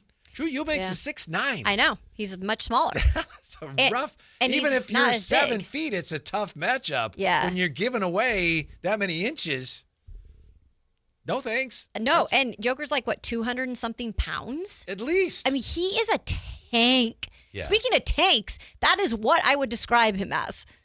A tank who can just do it all. Do you want to hear the latest idea for curbing tanking? And I can't. Diana Rossini, I know you know her. Yeah. She posted this, but she got it from someone else, and I don't know who she got it from. Okay. But it was an idea to curb tanking in the NFL, which you could apply to other sports. Mm-hmm. If you tank or however you want to play your season, there's a threshold. You have to have X number of wins. If you don't reach that number of wins, you don't get your draft pick. Whoa. I don't think I like it. I thought about it. That's intense. It is. It's a clever idea. So in the NFL, it's like, yeah, you can tank for the first pick, but if you don't get your whatever it is, 4 wins, you're going to lose. You don't get the draft pick. Oh, Titans would be in some hot water. Yeah. Dang. In the NBA, I don't know, what would the number be, 20 or something? Yeah, that's what I was. That's a little harsh. It is. It's a little harsh. I think it would defeat the purpose because you'd have teams that are genuinely just bad. That's what I was going to say. Those are the teams that need the draft picks. And then if they were so bad they didn't get enough wins and then they don't get the draft pick, you're condemning them to be horrible for a long time. Because I'll tell you what, like no athlete wants to lose. And, you know, I've covered some bad teams. I've covered some good teams. But I've never gone into a locker room majority of the time and like just known that these guys want to just lose. Unfortunately, it's like a team effort, right? So sometimes it just doesn't come together. But that would be tough, man. You would have some teams that are in the gutter for a long time. Mm-hmm. Listen to this from Gracie Approved. There's a part of me that still wishes the players figure it out and prove everyone wrong, like a Disney movie. I like it. I'm sure there's other people that feel that way too. Mm-hmm. I'll bet you the guy on the other side of the glass. I know he's been, hey, they got to win. They got to win. Ramsey, are you still hoping the Kings find a way into the play-in? Yes, I am. Whatever that may take. I mean, they're still 2 games back. I said exactly. They are literally 2 games out back. of the 10. Yeah. I said it when I was on the Alan Stiles show a couple weeks ago. I'm gonna say it now. We've gone through 35 plus years of a rebuild or whatever it is. Outside of the potential 8-9 years of success, we've witnessed this from the late 80s, early 90s. Mid 2000s to before the Beam team.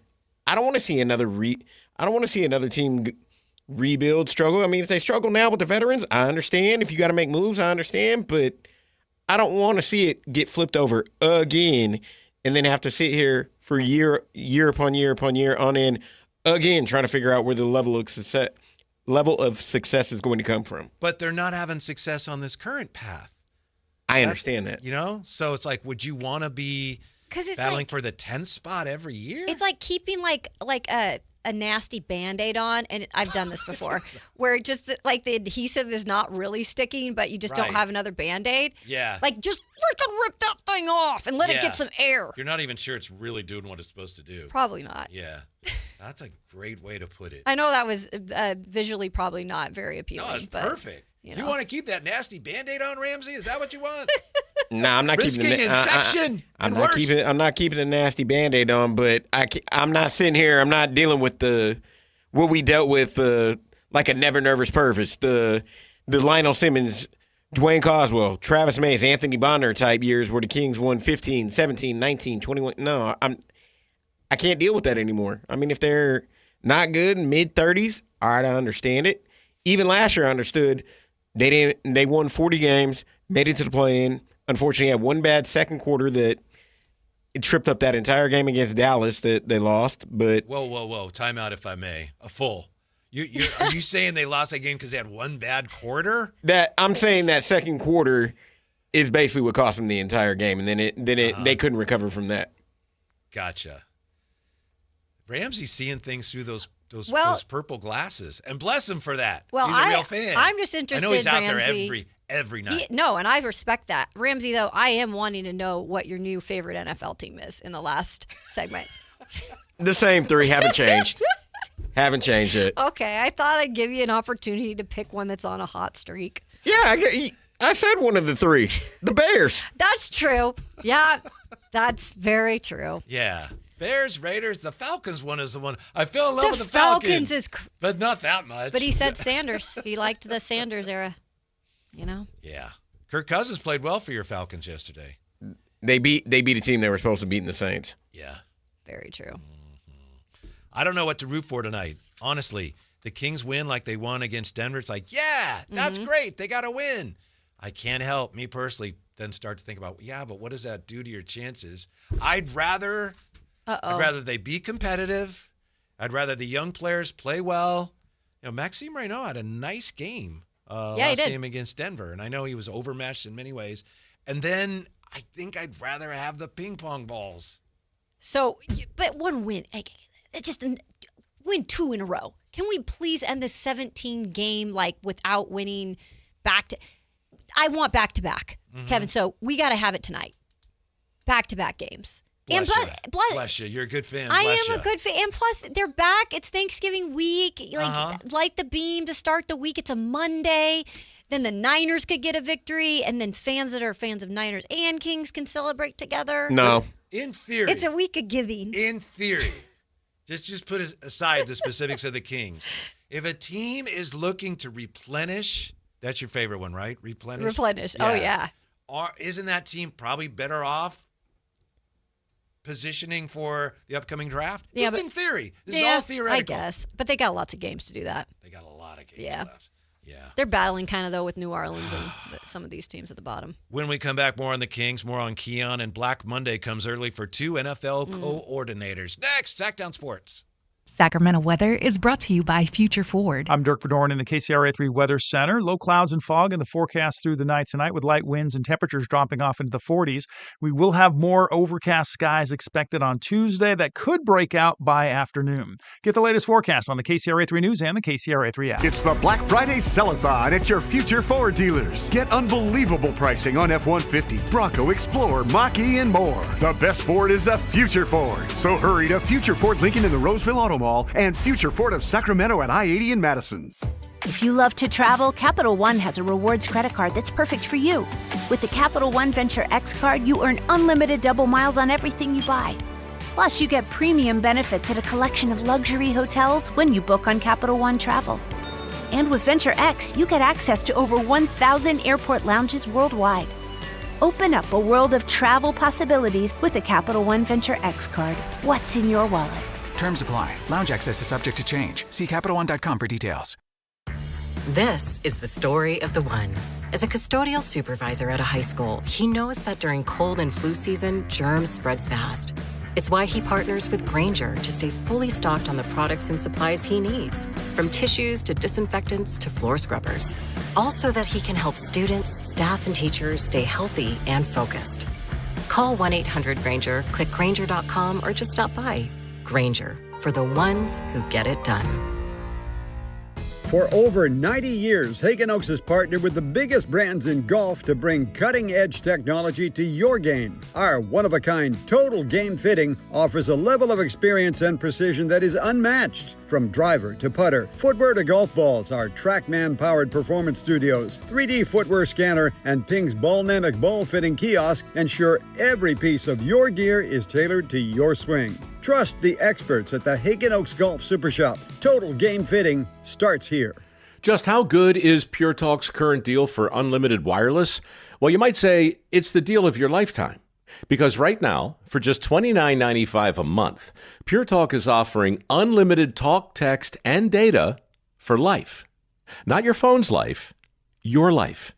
This is Pure Talk's top-tier plan. It comes with a crazy fast 5G network along with a 30-gig hotspot.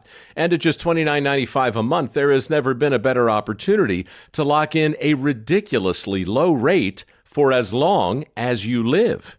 And save thousands and thousands of dollars along the way. This plan is normally $65 a month, but if you switch today, you will save over 50% every single month for the rest of your life.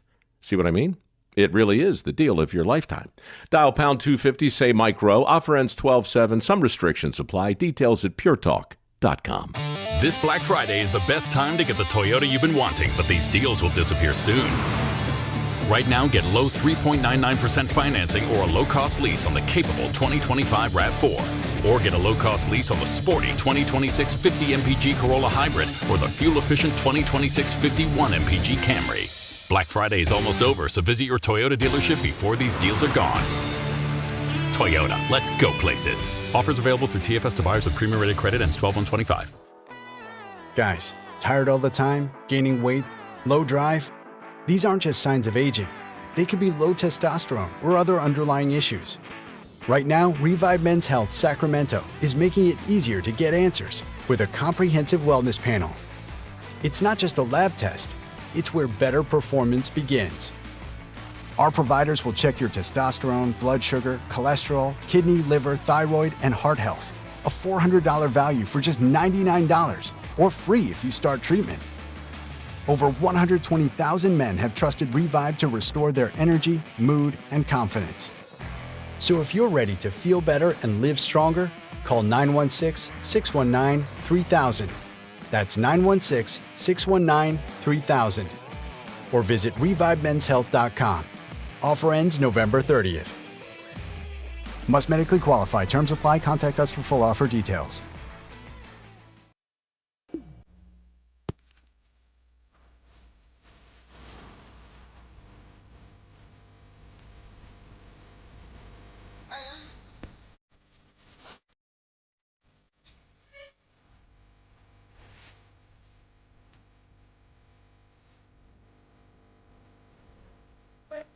The Drive Guys powering your afternoons Monday through Friday on Sactown Sports.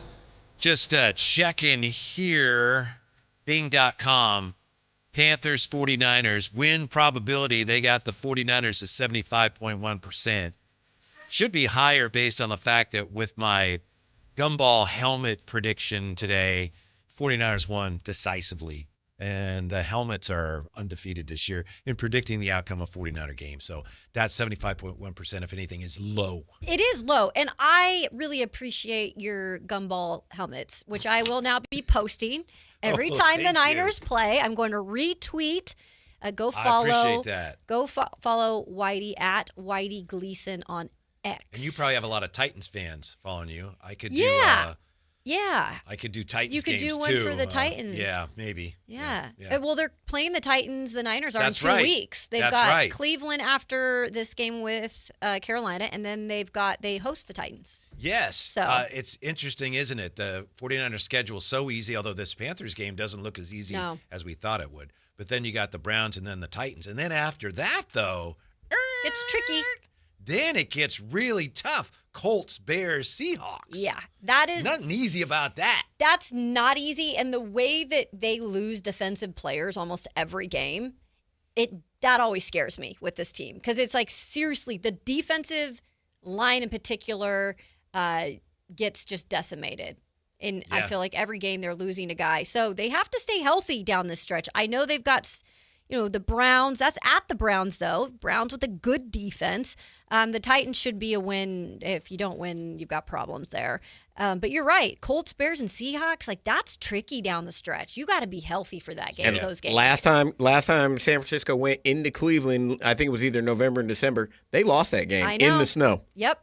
That's what always scares me about going to Cleveland that late in the year because it is tough for teams, even as bad as Cleveland. Wasn't that the one where Moody missed a field goal? Exactly. Oh, yeah. I think he missed 2. Yeah. By the way, Piñeiro's out. Yeah, that was the one he missed at the end. Yeah, Eddie's out. Yeah. Yeah, so Matt Gay. Yep, he's in. Who's going to be the quarterback for the Browns? when the 49ers take them on. So I don't know if anybody watched that game yesterday, but Shedeur Sanders got his first NFL career start. I'm sure Ramsey did. The Raiders are one of his 7 very favorite teams. That's right. Yeah, that is one of his favorite teams. I was out and about. Yeah, watch/listen to it. Now Shedeur's starting next week as well. You watched/listened to Yeah, it? because I was out the house, so I listened to it on the radio when I left the house. How do you listen to all 3 of your favorite teams on a Sunday? Easy, especially if I'm out doing other forms of employment. I can skip around on Sirius XM satellite radio. Easy and simple. Because the Falcons were playing at the same time, weren't they? Yeah. As let's say when the Raiders game got bad, I turned the Raiders game off and went to the Falcons game. He has options, Right. Whitey. He has options. Yeah. You know? And so do the Browns at quarterback. They do. So Very true. Shedeur has been named the starter, and Dylan Gabriel could have played. I know that it's kind of by default in a way. Some people think that Shedeur Sanders is now the starter, but I liked watching him last night. Or yesterday, I should say. He had his first career touchdown, passing touchdown. I'm happy for the guy. Okay, I know that he's kind of a polarizing figure, but not because of him. It's because of his dad that he's a polarizing figure, I feel like. So he's going to get a chance, and what he does with that, that's up to him. But they are giving him the chance to be the starting quarterback for the Browns. How many quarterbacks have they gone through in the last, 15 years? The world will never know. It's like it's a revolving door. Something like that. I think it's like 42 or 43. It's since they came back insanity. in the league in 99. So help yourself, young fella, and do what you can do to help this franchise, because the track record is not good for the quarterback position. Right, because those 42 quarterbacks have combined to win a total of 34 games. It's insane. No, but you're probably like in some weird way right. And he's the last starting quarterback to win his first start. Yeah. In I think it was 17 or 18 starting quarterbacks that the Browns had. The last one they said was a gentleman named Eric Zier. That's exactly what it was. Z. Yeah. Which I'm sorry, I did not know who that was. So with all the Baker Mayfield's been there. Who else has been there? All the guys Derek that started Anderson, this year. Tim Couch. Joe Flacco. Joe Flacco. Jameis. Jameis has been there. Jameis was awesome yesterday, catching a touchdown. Don't forget Johnny Manziel. That's right. Dorian Thompson Robinson. Johnny Manziel, who I believe beat the 49ers there once. Oh, did he? Yeah, one of his few victories. Few wins. I was just gonna say, yeah. Yeah, I think I think Kyle was there then. But anyway, they've got one we won't mention by name. He's got other stuff going on. We'll leave that alone too. Well, we were gonna leave it alone, but you just brought it up. That's not how you leave something alone. Dang. True. Yeah. But I know if you're a Niners fan or if you just watch a lot of NFL teams, we'll see if Shedeur is going to start then when they play the Niners in 2 weeks. I don't see how he doesn't. I don't see how you justify him not starting. I think you have to, right? Uh-huh. He's the Plus, guy. it's good for the league and all that. I know that, the Browns can't concern themselves with that, but it is. It's good a more for the interesting league. matchup. It's a talking point. And his dad held true to his word. He said he wouldn't show up to a game for Shedeur until he started. He was there yesterday. He was there yesterday. I was actually happy for Shedeur. I think it gets annoying at times talking about it, but he did what he needed to do, and he won the game, and I was happy for him. The one thing that surprised me, and I know it's his first start, he wasn't that accurate, right? And I believe that's right. That's one thing accurate. he is. He's coming out of Colorado. college. He's an accurate passer. And the line, it's always you're as good as your line is, and it's hard sometimes even with the accuracy part, because when you're a young quarterback and you're feeling that pocket collapse, like he took a lot of sacks at Colorado. They didn't ask him to do much yesterday. Right. He was only 11 of 20 for 209 with a touchdown and a pick. Yeah. He didn't run the ball. I think the one run that he had, correct me, it might have been a kneel down because it said one run for minus 1 yards, and they went from there. Yeah. Mm-hmm. With all the noise about how he did or didn't disrespect teams when he interviewed, none of that matters compared to what happens when he's in the huddle. If he has the command of the huddle, then the rest of it matters not. And if he doesn't, then it wouldn't matter what anyone thought, even if they thought he was the greatest ever. I agree. As long as you have your teammates' respect, yeah, that's what matters as a quarterback. It doesn't matter how young you are or what you did in your past or what the rumors say.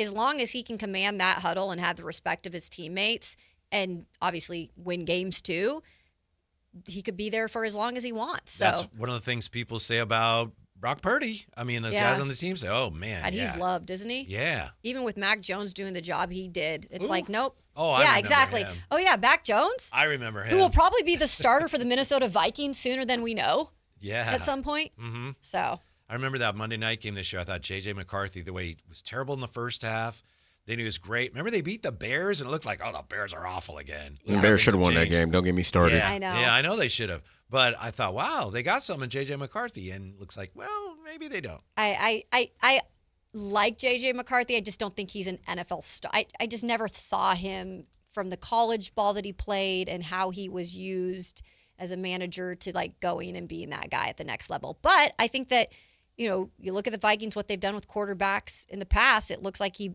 could maybe be molded into that, but it's not going according to plan up there. I thought they would be better this year. I thought Washington would be a lot better. I thought even Atlanta might be a little more competitive. Me too. Yeah. Atlanta can't get out of their own way. I'm sorry. Blame Raheem Morris for all of that. I'm sorry. I know.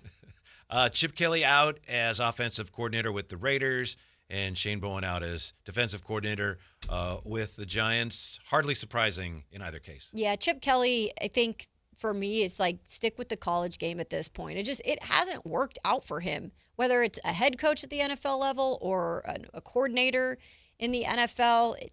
Maybe that's just not his thing. Didn't really work out for him here. No, it did not at all. And with Shane Bowen, I was not fully convinced even when he was in Tennessee as the D coordinator that he was that guy. And I'm surprised he actually stayed as long as he did in New York.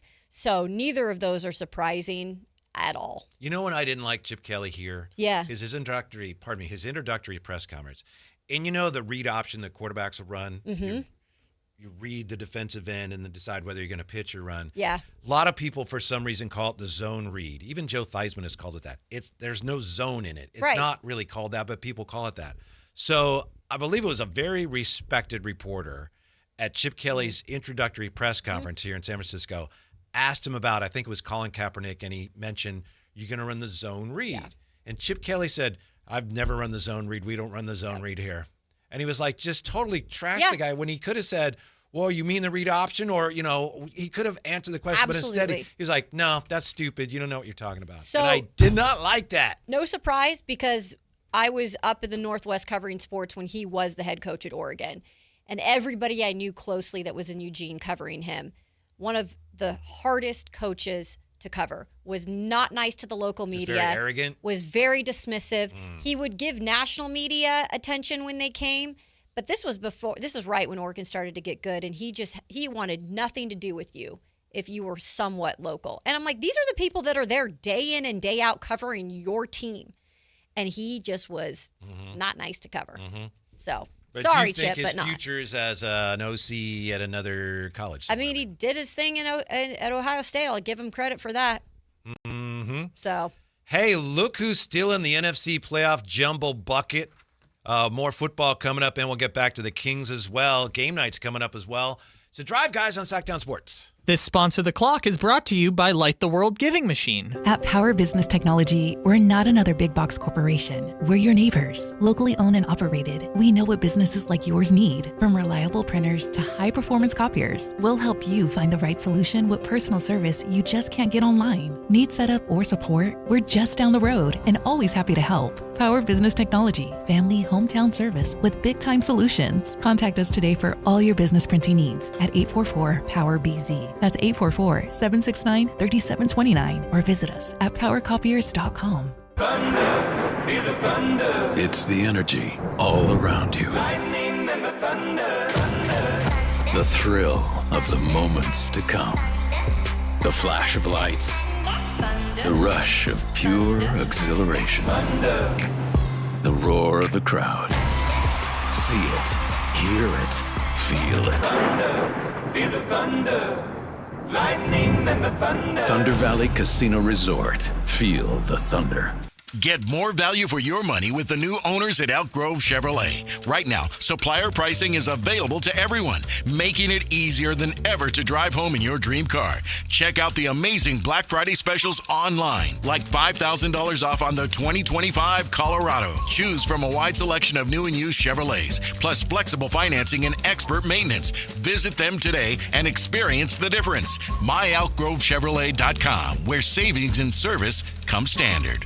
Call Maverick Electrical to claim your free furnace tune-up or electrical safety check with a donation. This month, donate 5 canned foods to Maverick Electric's holiday food drive and get a free furnace tune-up or electrical safety check. They'll collect your cans at the appointment and make sure your heat stays comfy and your lights stay steady, so the only thing whistling is the kettle, not your ductwork. Visit callamaverick.com to schedule your free tune-up today. What would a Maverick do? Because you're a Maverick too. Limited appointments, some restrictions apply. Give to get with no gimmicks. Golf to Go is brought to you by the Hagen Oaks Golf Super Shop. Here's Frank LaRosa. Born in 1892 to a socially prominent family, she was the consummate athlete, proficient in golf, tennis, marksmanship, swimming, and car racing. Many considered her the greatest horsewoman of the century. She was a pioneer in the field of golf course development with 3 world-class courses on her resume: the Women's National Golf and Tennis Club, Cypress Point, and Pasatiempo. Working for SFB Morse of Pebble Beach fame led to her second golf course development, which many consider to be the greatest golf course in the world, Cypress Point, where she developed a lifelong friendship and professional relationship with famed architect Alistair McKenzie. Pasatiempo in Santa Cruz was her third development, where she hosted the likes of Bobby Jones, Will Rogers, Babe Saharias, and more. Today, her place is alongside many others in the World Golf Hall of Fame. Congratulations, Marion Hollins, a visionary golf course architect and pioneer of the game. That's your Golf to Go. I'm Frank LaRosa. With Progressive, renters can save on protection for the things that make your place yours, even things that don't make sense to everyone.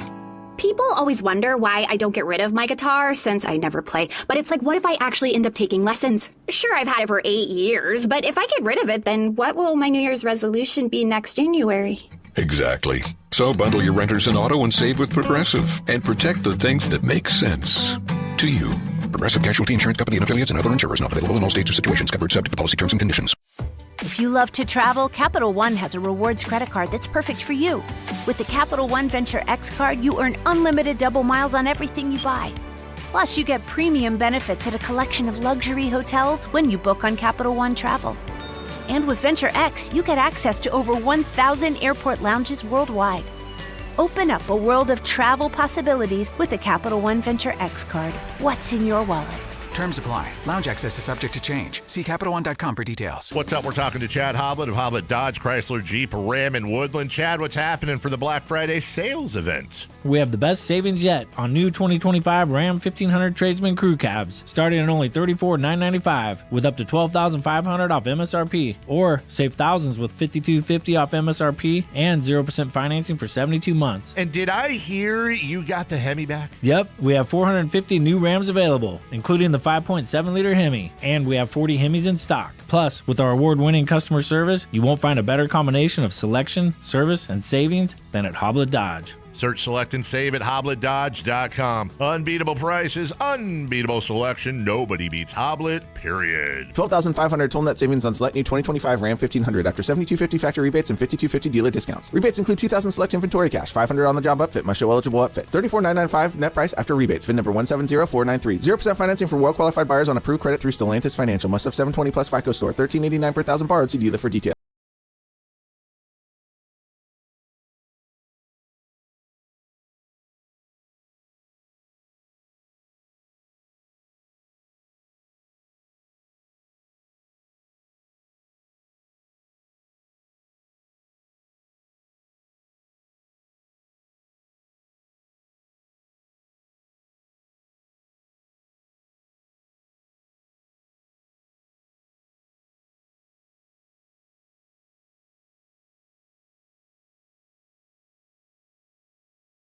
If you're just tuning in. If I may, real quick, this song always reminds me of my mom. She's no longer with us, and I obviously will always love my mom, and she's a terrific mom. We were watching TV once. I don't know what it was, but that song was on. They were like showing a video of it, and there's a sitting cross-leg on the floor is one of the lyrics, sitting cross-leg on the floor. Uh-huh. And my mom says, set the cow down on the floor. So she's like me. She hears a whole different type of lyric. I love it. Set the cow down on the floor, which is probably a better lyric. I think it's more creative. Mm-hmm. You know? 339-1140, 1-800-920-1140. Just checking the text line. I haven't done the text line justice today. A few facts from the Dollar Beer Night. We were talking about, hey, how do you get people to come back to the arena if they start to wander away? We mentioned the Maloofs had Dollar Beer Night. The Dollar Beer Night had 8-ounce pours, had the epic Tyreek Evans steal on Gilbert Arenas, and had another amazing stat, true story, over 100 DUIs at an after-game checkpoint outside of Arco Arena. LOL, light the beam. That's from Rob the Rockstar. Is that for real? There was a checkpoint? I think I'm so. gullible, so I'll probably believe that anyway. Yeah. But you need to be Ubering if you're doing something like Yes. that, okay? I doubt we're going to see that again, but we have those memories. Somebody else says it was $1. They were basically Dixie cups. Right now is the time to be a season ticket holder. This is when you move down rows for the same price or less. My tickets have only gone up $16 a seat over the last 10 years. However, I'm 10 rows closer. We can't condone that. Which one? The Moving down. Moving down. If you can't, there's ushers that have jobs to do, but I understand. And then from the 916, if you have multiple favorite teams in one league, you either A, have none, or B, you are a child. Wait, they're referring to Ramsey in this case, okay? I'm not going to address the second comment, but no, if you have multiple favorite teams, it doesn't matter. I'll put it like this, not just football. I got 3 favorite baseball teams. But they're all equal, you say, right? That's Yes. the thing. Yes. If you have this is my team, and I like that team, and I like that team. But the 3 baseball and football, I got 3 favorite teams. Basketball and hockey is just one. Wait, did you just say baseball too? Yes. Oh my. Is it Arizona and the No. Cubs and No, it's the A's, the Giants, and the Cubs. the Jeez A's Louise. and the Giants? Giants? Yes. How are you a fan of both? In my household, we never That's differentiated. even worse. We never differentiated in my That's household. worse than any of growing it, Ramsey. I'm interested to see how the listeners then come back with that one. Years ago, Kayla, I don't know if they're still out there, but the Giants and A's used to play before the season started. They would play the Bay Bridge series, and then of course that was before we had interleague play. Now you have that during the regular season, but they used to have split caps, and it'd be half A's, half Giants. And I to this day I hate them. I can't do it. Yeah, can you imagine if, say, in Chicago, if they had a split cap, Cubs and the White Sox? Oh, no, heck there's no way they would do that. Let's just put it like this. I never had a split cap, but I wear one team's hat and one team's shirt. Oh my. It's like if you were, the only way I understand that stuff is like when parents have kids that play for 2 different teams and they've got to support both teams. So that's the only way I understand that kind of stuff. Otherwise, I don't. I don't know that I ever will understand that. I don't know. Look who's still in the NFC playoff jumble bucket. Panthers win tonight, puts them in first place in the NFC South. Yeah, we've mentioned that a number of times. I have to keep mentioning it because I'm not sure I believe it. I don't believe it, but it's true. It is absolutely true. They're 6-5 overall this season. What are you laughing at? To the Young says, "Oh gosh, no way, man! I'm the biggest fan of the Lions, Buccaneers, Eagles, Dolphins, Vikings, Bears, Cardinals, Steelers, 49ers, Seahawks, Broncos, Titans, Ravens, Browns, Ravens, Raiders, Packers, Jets, Giants, Patriots, Texans." He beat you out, Ramsey. Yeah. Definitely. There's always got to be someone who's a fan of more teams. Or did he say Panthers in that? Because Panthers are playing tonight, so one of his favorite teams are playing tonight. I think he left them out. Okay, he left the Panthers that out. he left out. So maybe you should add that to your list because the Panthers are slowly becoming a possible playoff team. Who would have thunk it? With Bryce Young, who seemed to not get off to a good start for the first 2 years at least, and Dave Canales, which I even was talking to Whitey during the break. We were like, yeah, didn't really put him on the radar as being a head coach. I really knew nothing about it. Sounds like you knew you had some sources. From Seattle. He spent some time up there in Seattle with quarterbacks. But yeah, so this is an interesting matchup tonight, and I think it goes either one way or the other. San Francisco can bury him early in terms of, cranking up their offense and, shutting down Tetero McMillan. I don't know what Rico Dowdle is going to do. They obviously want to get the run game going in this game. Or it could be a game that goes into overtime like 4 or 5 other of the games this last weekend. Isn't this, if we're being honest, which is what we do here, this is probably one of those situations where the Panthers have taken advantage of some things that broke their way, and Tampa Bay is a better team, and they've had some injuries, and they've struggled with the schedule. So it's just kind of, hey, look at that. The Panthers, mathematically, have a chance if they win tonight, they would be in first place. But isn't this going to be one of those things where, well, they're probably more likely to just, sink into the abyss again. They're in the playoff jumble bucket right now because they're in the race, at least mathematically, but they're not going to last long. Yeah, with a team, Right. Yeah, with a team like this who still hasn't proven anything in terms of the long term, I would say that. And you've got the 49ers tonight for them, which I still think the Niners can get this game. This is then where it gets difficult the week after. Guess who you're going or who you're taking on? You're at home, but you're taking on the Rams. And so you could have 2 straight losses. I get it. They have the Saints. Not great, but the Bucs, if they've got Baker back by that time, which I think they should. That could be a big game. You're right. I mean, after the Saints, it's Bucs, Seahawks, and then Bucs again. And the Panthers' schedule is made the way the Panthers are played, it made no sense this year. No. They've lost to Arizona. They lost to their last loss was to New Orleans, but they've beat the Cowboys. They've beat the Packers, beat the Falcons twice. Yeah. Well, So everybody beats the Falcons, Ramsey. Except for the Saints. And they've got blown out by the Bills, guys. They've got blown out by the Patriots. So it is still like an up and down team. Yeah, but this is just one where the 49ers can't stumble. Again, looking at these playoff probabilities, which may be totally meaningless, but the Lions are the 8th seed. According to NFL.com, they have a 78% chance of still getting into the playoffs. They're the 8th seed, so they're on the outside. The Panthers are 9th, current 20% chance of making the playoffs.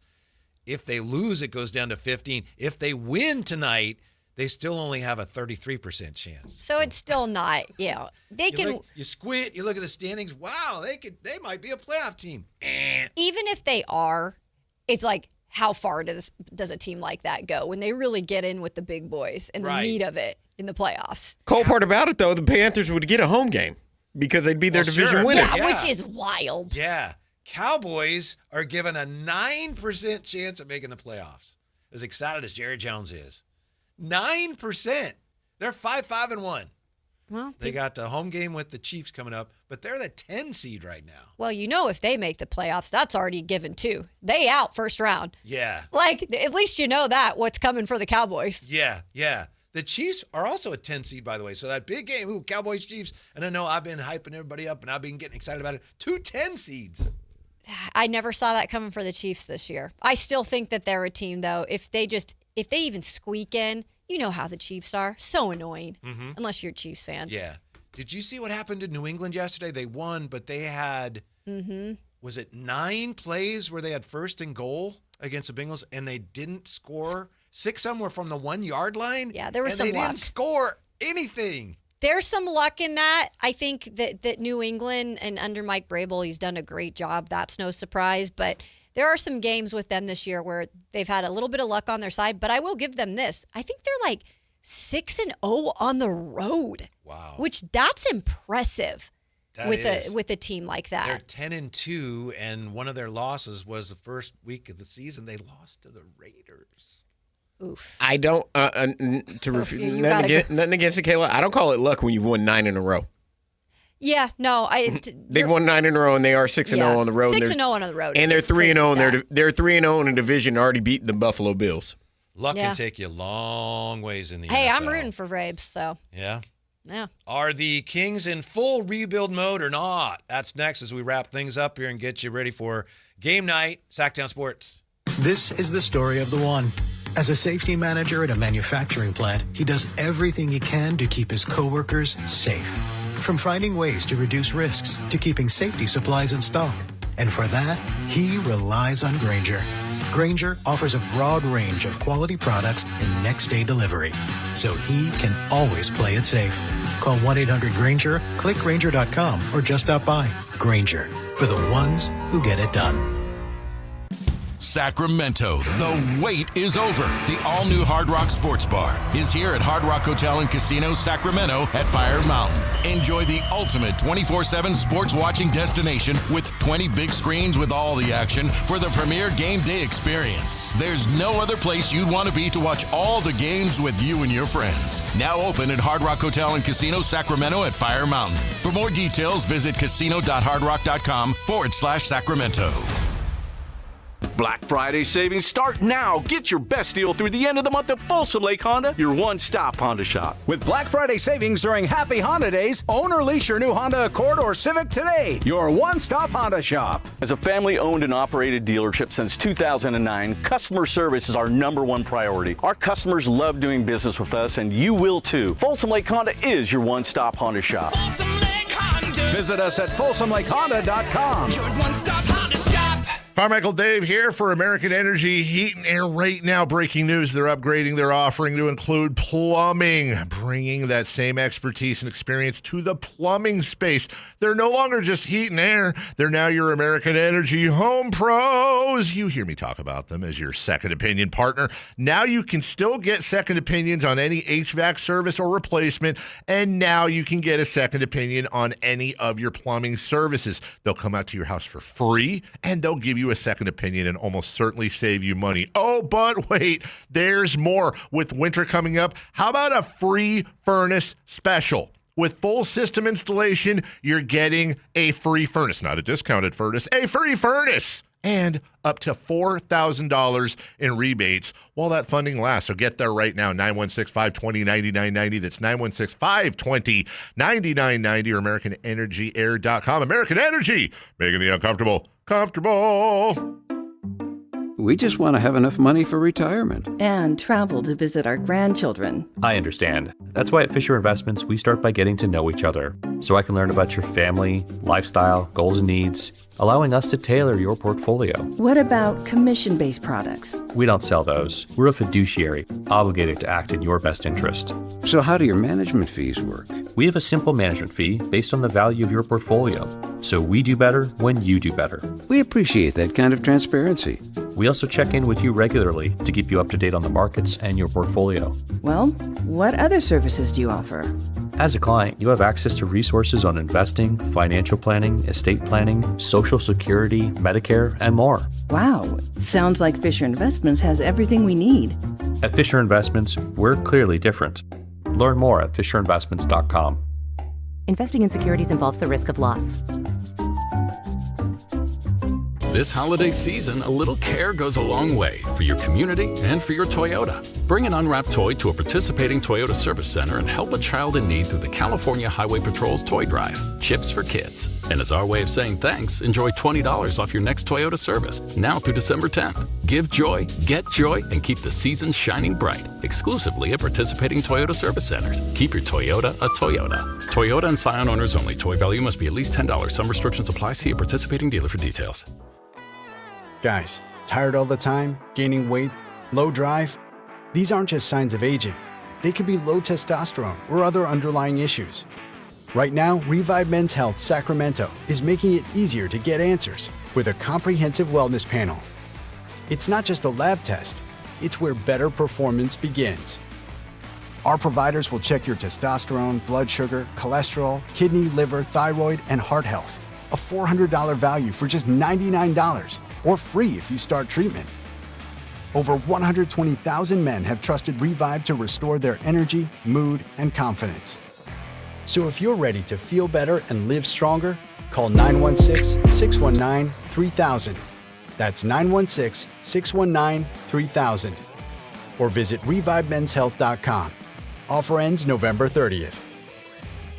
Must medically qualify. Terms apply. Contact us for full offer details.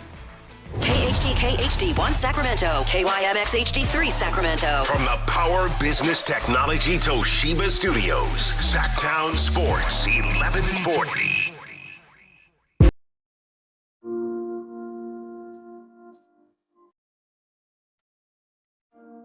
Yeah. They do not know what Sactown brings. When on the low, that's a Sactown thing. Talking about us, it's a bounce out thing. Must they forgot we some Sacramento Kings whole squad going crazy. Your afternoon home for Kings talk and so much more. The Drive Guys on Sactown Sports. Game night, bottom of the hour. Let's see if we can't settle this pressing but basic question. Are the Kings in full rebuild mode or not? We got Kayla today. We got Ramsey, a man who's a fan of many teams. Here's what Scott Perry said, of course, in the interview that Sam Amick posted today.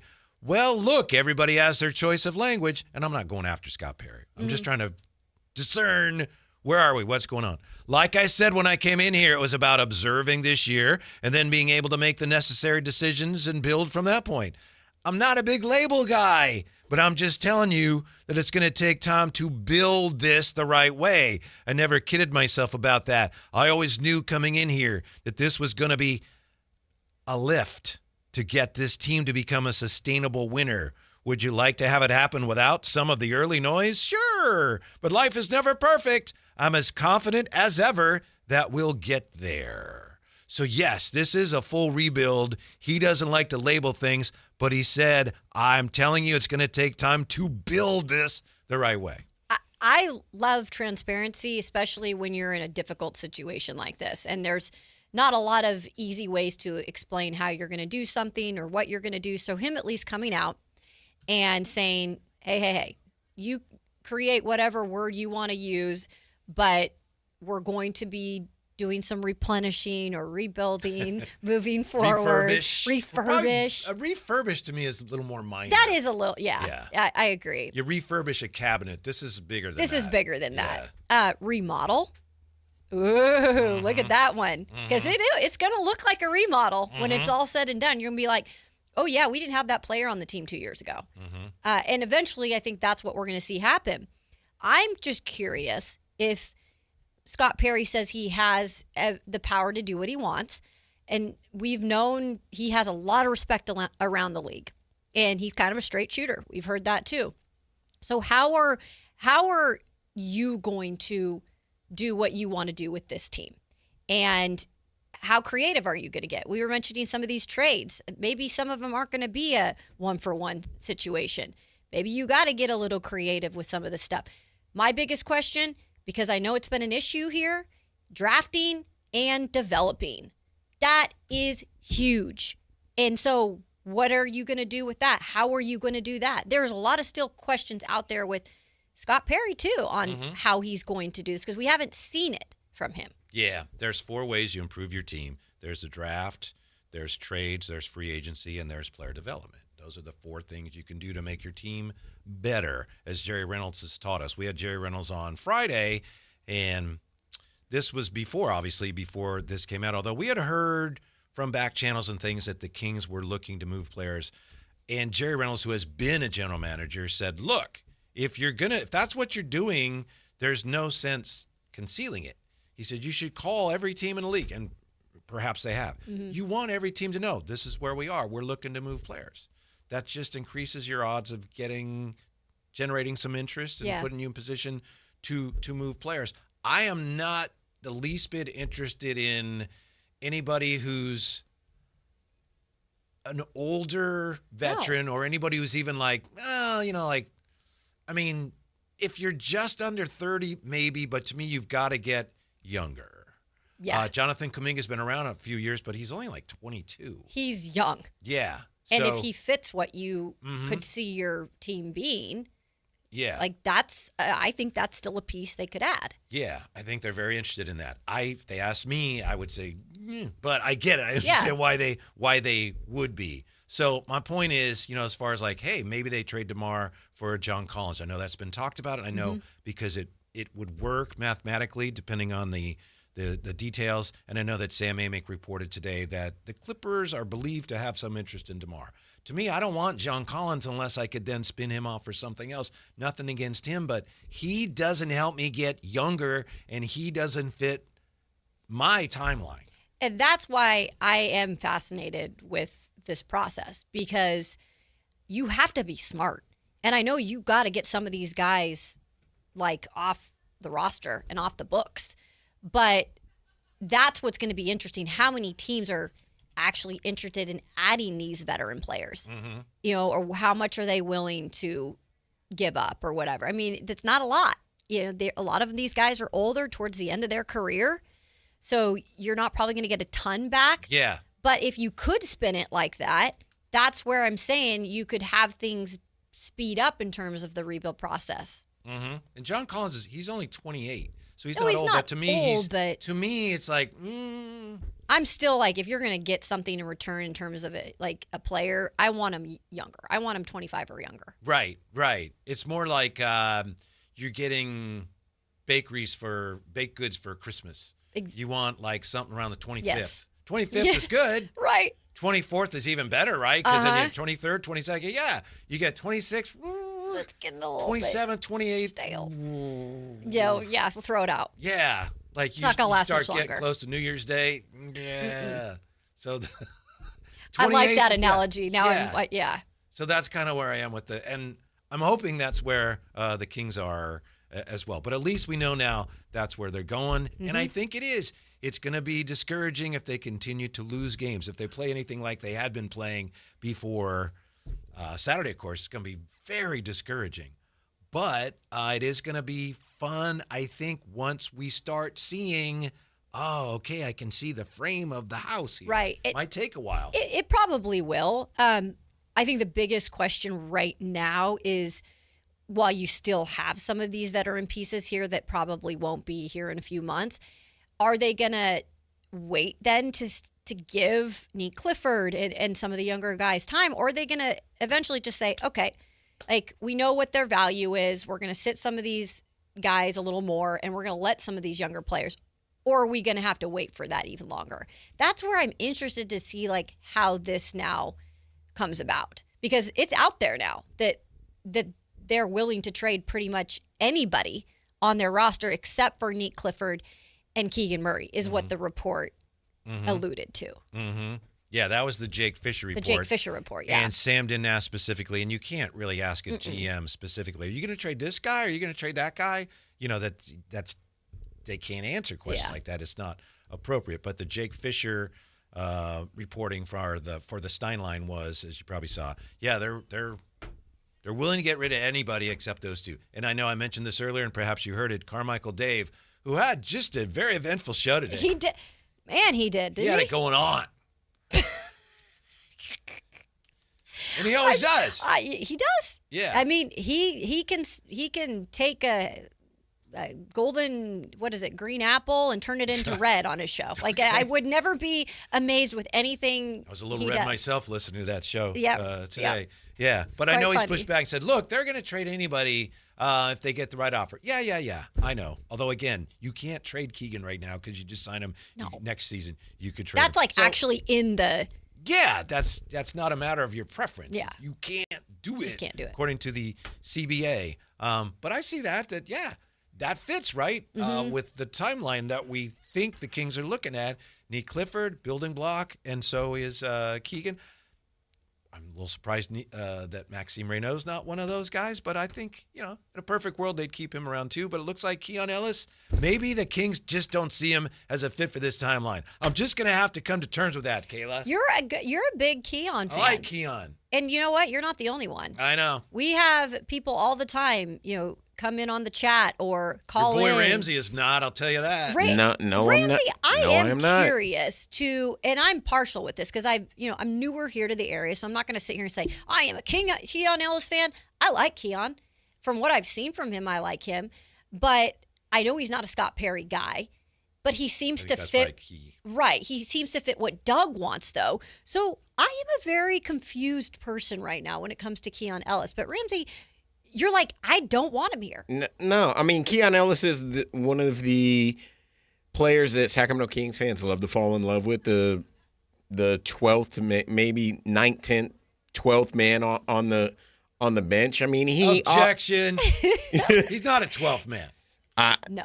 He's not a 12th man. He was 11th man on a 10-man rotation on Saturday night. Well, that's because they're not playing him. Exactly. And early on he was a 12th man, like the Beam Team year. Exactly. But he's been better than that since. I mean, he's been better. His skills have improved, but I mean, he does offer defense. That's it. But that's it. what I'm saying. But when hot, he'll hit a shot. But they wanted him to run the point. He can't run the point guard. I totally agree with that. He cannot, but I don't think they're under any illusions about that. They came to the realization he can't run the point guard. You're 100% right. I agree. And if you want someone 3-and-D, no disrespect to him, he's undersized in this iteration of the NBA. That's another, I think, great point. Because if you look it up, he's listed at like 6'6". He's not 6'6". Somehow, and it's not his fault, he's like 6'3". And then somehow his listing, I've seen him listed at 6'7". Mm-hmm. He's not. We can't be doing that, by the way. I don't know how that hate happens. how they do that. I'm like, okay, 1 inch I can see. Yeah. You're giving him like 4 inches? And I don't know how that happened. Ramsey, wouldn't you agree? If he's 6'7", we'd. Yeah, if he was 6'7", I'd have no issue. But he's not. He's just not. He's not. I don't know how that happened. And he's not a point guard, but he's a really good 3-point shooter. Not going to create his own shot a lot, but, on a team like this team where you got so many guys that shoot, there's value in having a spot-up shooter that's in the corner, like, give me the ball, make a three, and he defends. Mm-hmm. I just think that, as you said, Kayla, he's not a Scott Perry guy. Yeah. Doesn't mean Scott Perry doesn't like him, but it's just like he doesn't have that, okay. Yep. All right. I mean, I'll put it like this. The reason why Nick Clifford is getting, in my opinion, the minutes that Keon Ellis may get, he's about 3 inches taller. Yeah. He can create off the dribble. He's a slasher, can knock down a three, and still plays defense at the same time. I like Keon a lot, but Nick Clifford has way more upside than Keon. Very true. Absolutely. That's why he was drafted high and Keon wasn't drafted. Mm-hmm. And if it comes down to, that and having to make decisions, if you're Scott Perry, unfortunately, I think those are some of the things you're going to have to figure out. And maybe Keon just doesn't fit what their whole future plan is. And I would think, though, with the way that Scott Perry has been said to have been transparent with people, and even Malik Monk said that Scott Perry this offseason was very transparent with him, maybe Keon has been told something, whether it be like, hey, we're just wait it out, young fella, or, hey, man, this is what it is, and we're just going to be truthful with you. I'd love to know, because Keon Ellis has a great poker face, because I don't know what the heck he's thinking in terms of what's going on. Mm-hmm. Don't you think that, not to drag us back down that Kuminga path, there, I'm sorry, I don't want to go back down there. I feel like we can't say his name a lot on this show, because I think we're going to be saying it a lot. I think so, too. In the weeks to come. Mm-hmm. But don't you think that during the period of those discussions, whatever they were, however exhaustive they were, the Kings probably got a lot of information from not just the Warriors, but around the league on what other teams and what the league and what the Warriors specifically thought about their players. Yeah. It's like, how much is our guys worth? And after all that, they didn't get Kuminga, at least not yet.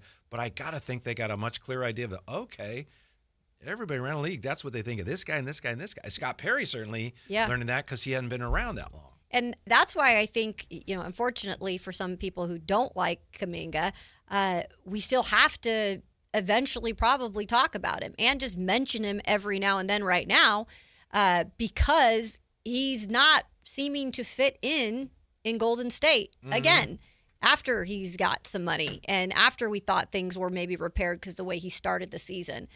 I don't see him there, and I still feel like there is a shot that window or door opens again, because it does seem like they were trying.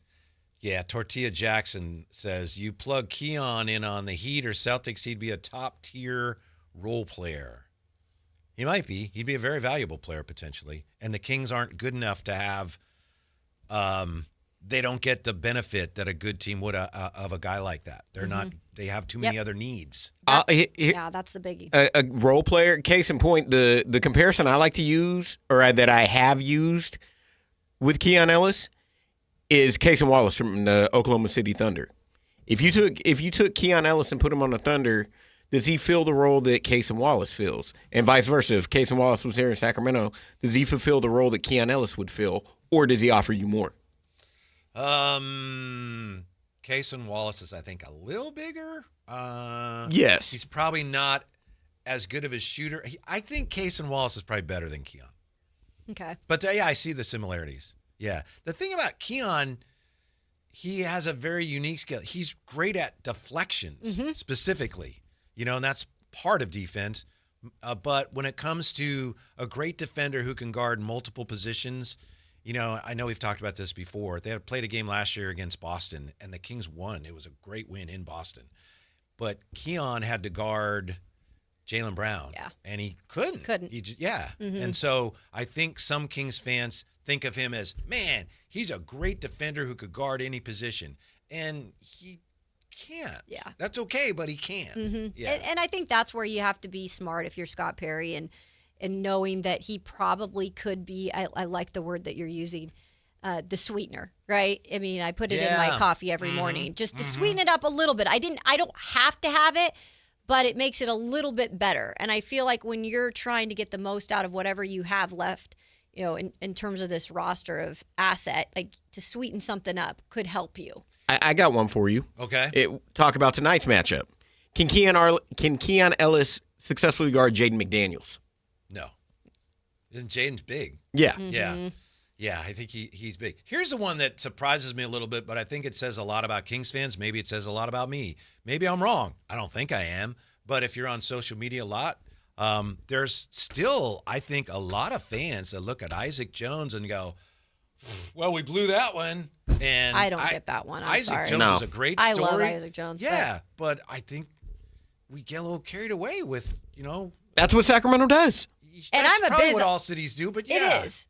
I love Isaac Jones. I wish he selfishly could have stayed here because I'm a big fan of his. But I think, again, you have to be really smart when you're trying to get yourself out of this position. And again, he's not a Scott Perry guy. Yeah. And I know it seems a little too simple sometimes saying that, but man, that's the way business works sometimes. Yeah. And I think there's a term in baseball for a 4A player. Have you ever heard that? Yeah. Where a guy is like really good at AAA, and then at the majors, they just, and there's been a ton of guys like that. Really good players, but for some reason, the space between AAA and the majors, they can't.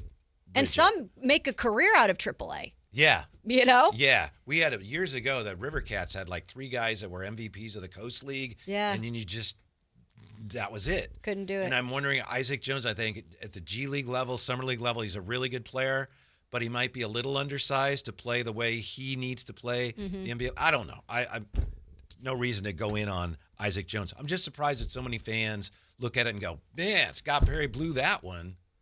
And we'll see, right? I mean, we'll see what happens in the future. I tend to agree with you a little bit on that, but I think that it's one of those things where you have to trust. I hate saying this. I don't even want to say it. Trust the process. I don't want to say trust the process because that reminds me of another team. We can. You just said it, not Kayla. Trust the process, guys. Sorry. Think of another name for me. But you're right. You have to, as a fan, at some point. point, you got to go, okay, I hope they get this right. And for Kings fans, that is very difficult. Because for a lot of us, like, why in the world would I think they're going to get it right? I understand. And you have every right to think that way, fans. You really do. Yeah. I mean, here's the thing. Really going back to Isaac Jones real quick. He's now in Detroit as the 15th man on the roster and barely I know he's sees been at the G League level too, right? Yeah. And But he's barely going to see the floor. Yeah. Especially with what they have on their roster. He's not playing in front of Jalen Duren. He's not going to play in front of Isaiah Stewart, a.k.a. Beef Stew. So where is he going to get his time to develop? I wish him nothing but the best. So do Great I. Guy, and he's really carved a niche for himself when it didn't look like there was going to be one. But I just don't see him as a potential Kings cornerstone that I think a lot of fans around here saw him as. I think it's a fair point. I truly do. So yeah, there's going to be some of these, and I bet you this isn't the last one in terms of players that are going to be gone, and there's going to be some frustration for a while until it makes sense. Yeah. And then you look back, hopefully, and say, okay, we get the move. Maybe there's going to be one that you don't get. And that's part of the process, too, unfortunately. Yeah. The trick of it is for Scott Perry, we are so jaded as Kings fans here. We're waiting for the mistake. Mistakes are going to happen. Sam Presti, believe it or not, has made mistakes, or at least moves that didn't work out. If and when the Kings do something or Scott Perry does something that doesn't work out, a lot of fans are going to be, yeah, see, I knew it. Yeah. Oh.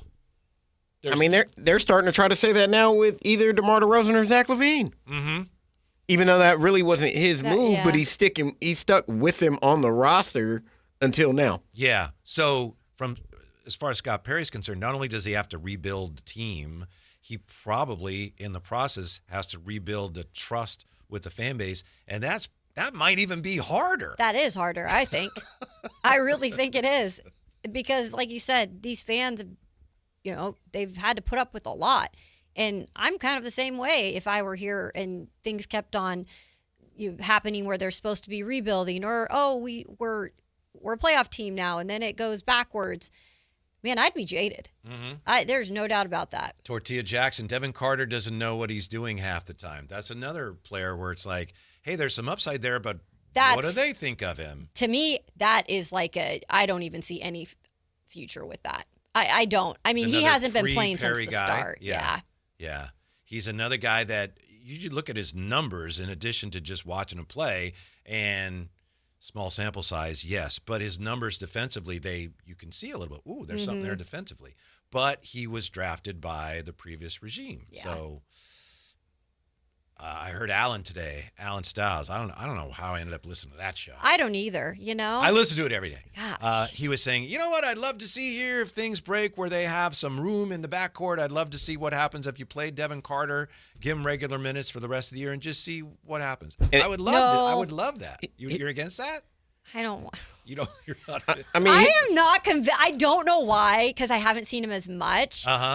Nobody's seen him much since he's been here. I just feel like he's one of those players that we're like, oh yeah, he's got all this upside, but there are also things with him too that I'm like, I don't really know on this team. And Devin Carter Devin Carter started from behind in Sacramento with the shoulder injury, so he's already had to fight an uphill battle just to get on an even playing level. That might have stunted his growth here in Sacramento. Yeah. I mean, he could be. I don't like to go back to this. He could be potentially, if he moved, he could have a career like Davion Mitchell. Moved on from Sacramento, found a home in Miami, and has started to develop his career in the NBA. Yeah, maybe. But I'll tell you the big differences, and I know you're not saying they're exact, so I'm not disagreeing with you. Davion Mitchell was pure point guard. Very true. And he could shoot. Yeah. And he's worked and become a better shooter. Very true. And that's one I wish the Kings would have kept, in my opinion. I mean, Devin's still small, too, when it comes to... That's probably why he's small. We were talking, was it last week? You look at what a team like the Thunder do. They have a draft pick. They maximize the asset. Yeah. They turn it into this, becomes that. Whereas the Kings had a draft pick. It was Davion Mitchell. And what they do, basically, they gave it away. And it ended up dead end. Yeah. You gotta make more of your assets. They got to change that trend. Yeah. That has got to change. Mm-hmm. So maybe something starts to change tonight. Kings against the Minnesota Timberwolves. They'll be bringing some heat tonight. That's a little bit of a rivalry, I think. Is that really?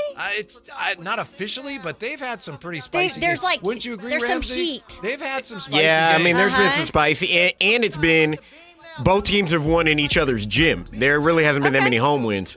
Yeah. In recent years. And Rudy Gobert complained last year when the Kings won there, and he complained about the officiating. Boo! So hopefully the Kings will be fired up tonight. And tomorrow we'll be back talking about did you guarantee a Kings win tonight, or did I imagine that? No, I said I want back-to-back. I'm selfish. I just want to see that back-to-back. Yeah, I want to win. I think it's going to be a win. And a 49er win too, right? Oh, we're going to have Why so not? much good news. That's not going to happen. I'll just take the Kings win. That's all. Dang, man. Game night is next. The High Flyer and Scott Marsh courtside. Coming up, Sactown Sports. Coming down the lane off the rebound. It's 9:16 now. Look toward the sky like the beam now. Tell them like the beam. Sacramento weather is brought to you by Future Ford. I'm Dirk Verdorn in the KCRA 3 Weather Center. Low clouds and fog in the forecast through the night tonight with light winds and temperatures dropping off into the 40s. We will have more overcast skies expected on Tuesday that could break out by afternoon. Get the latest forecast on the KCRA 3 News and the KCRA 3 app. It's the Black Friday Sell-a-thon at your Future Ford dealers. Get unbelievable pricing on F-150, Bronco, Explorer, Mach-E, and more. The best Ford is a Future Ford. So hurry to Future Ford Lincoln in the Roseville Auto Mall and Future Ford of Sacramento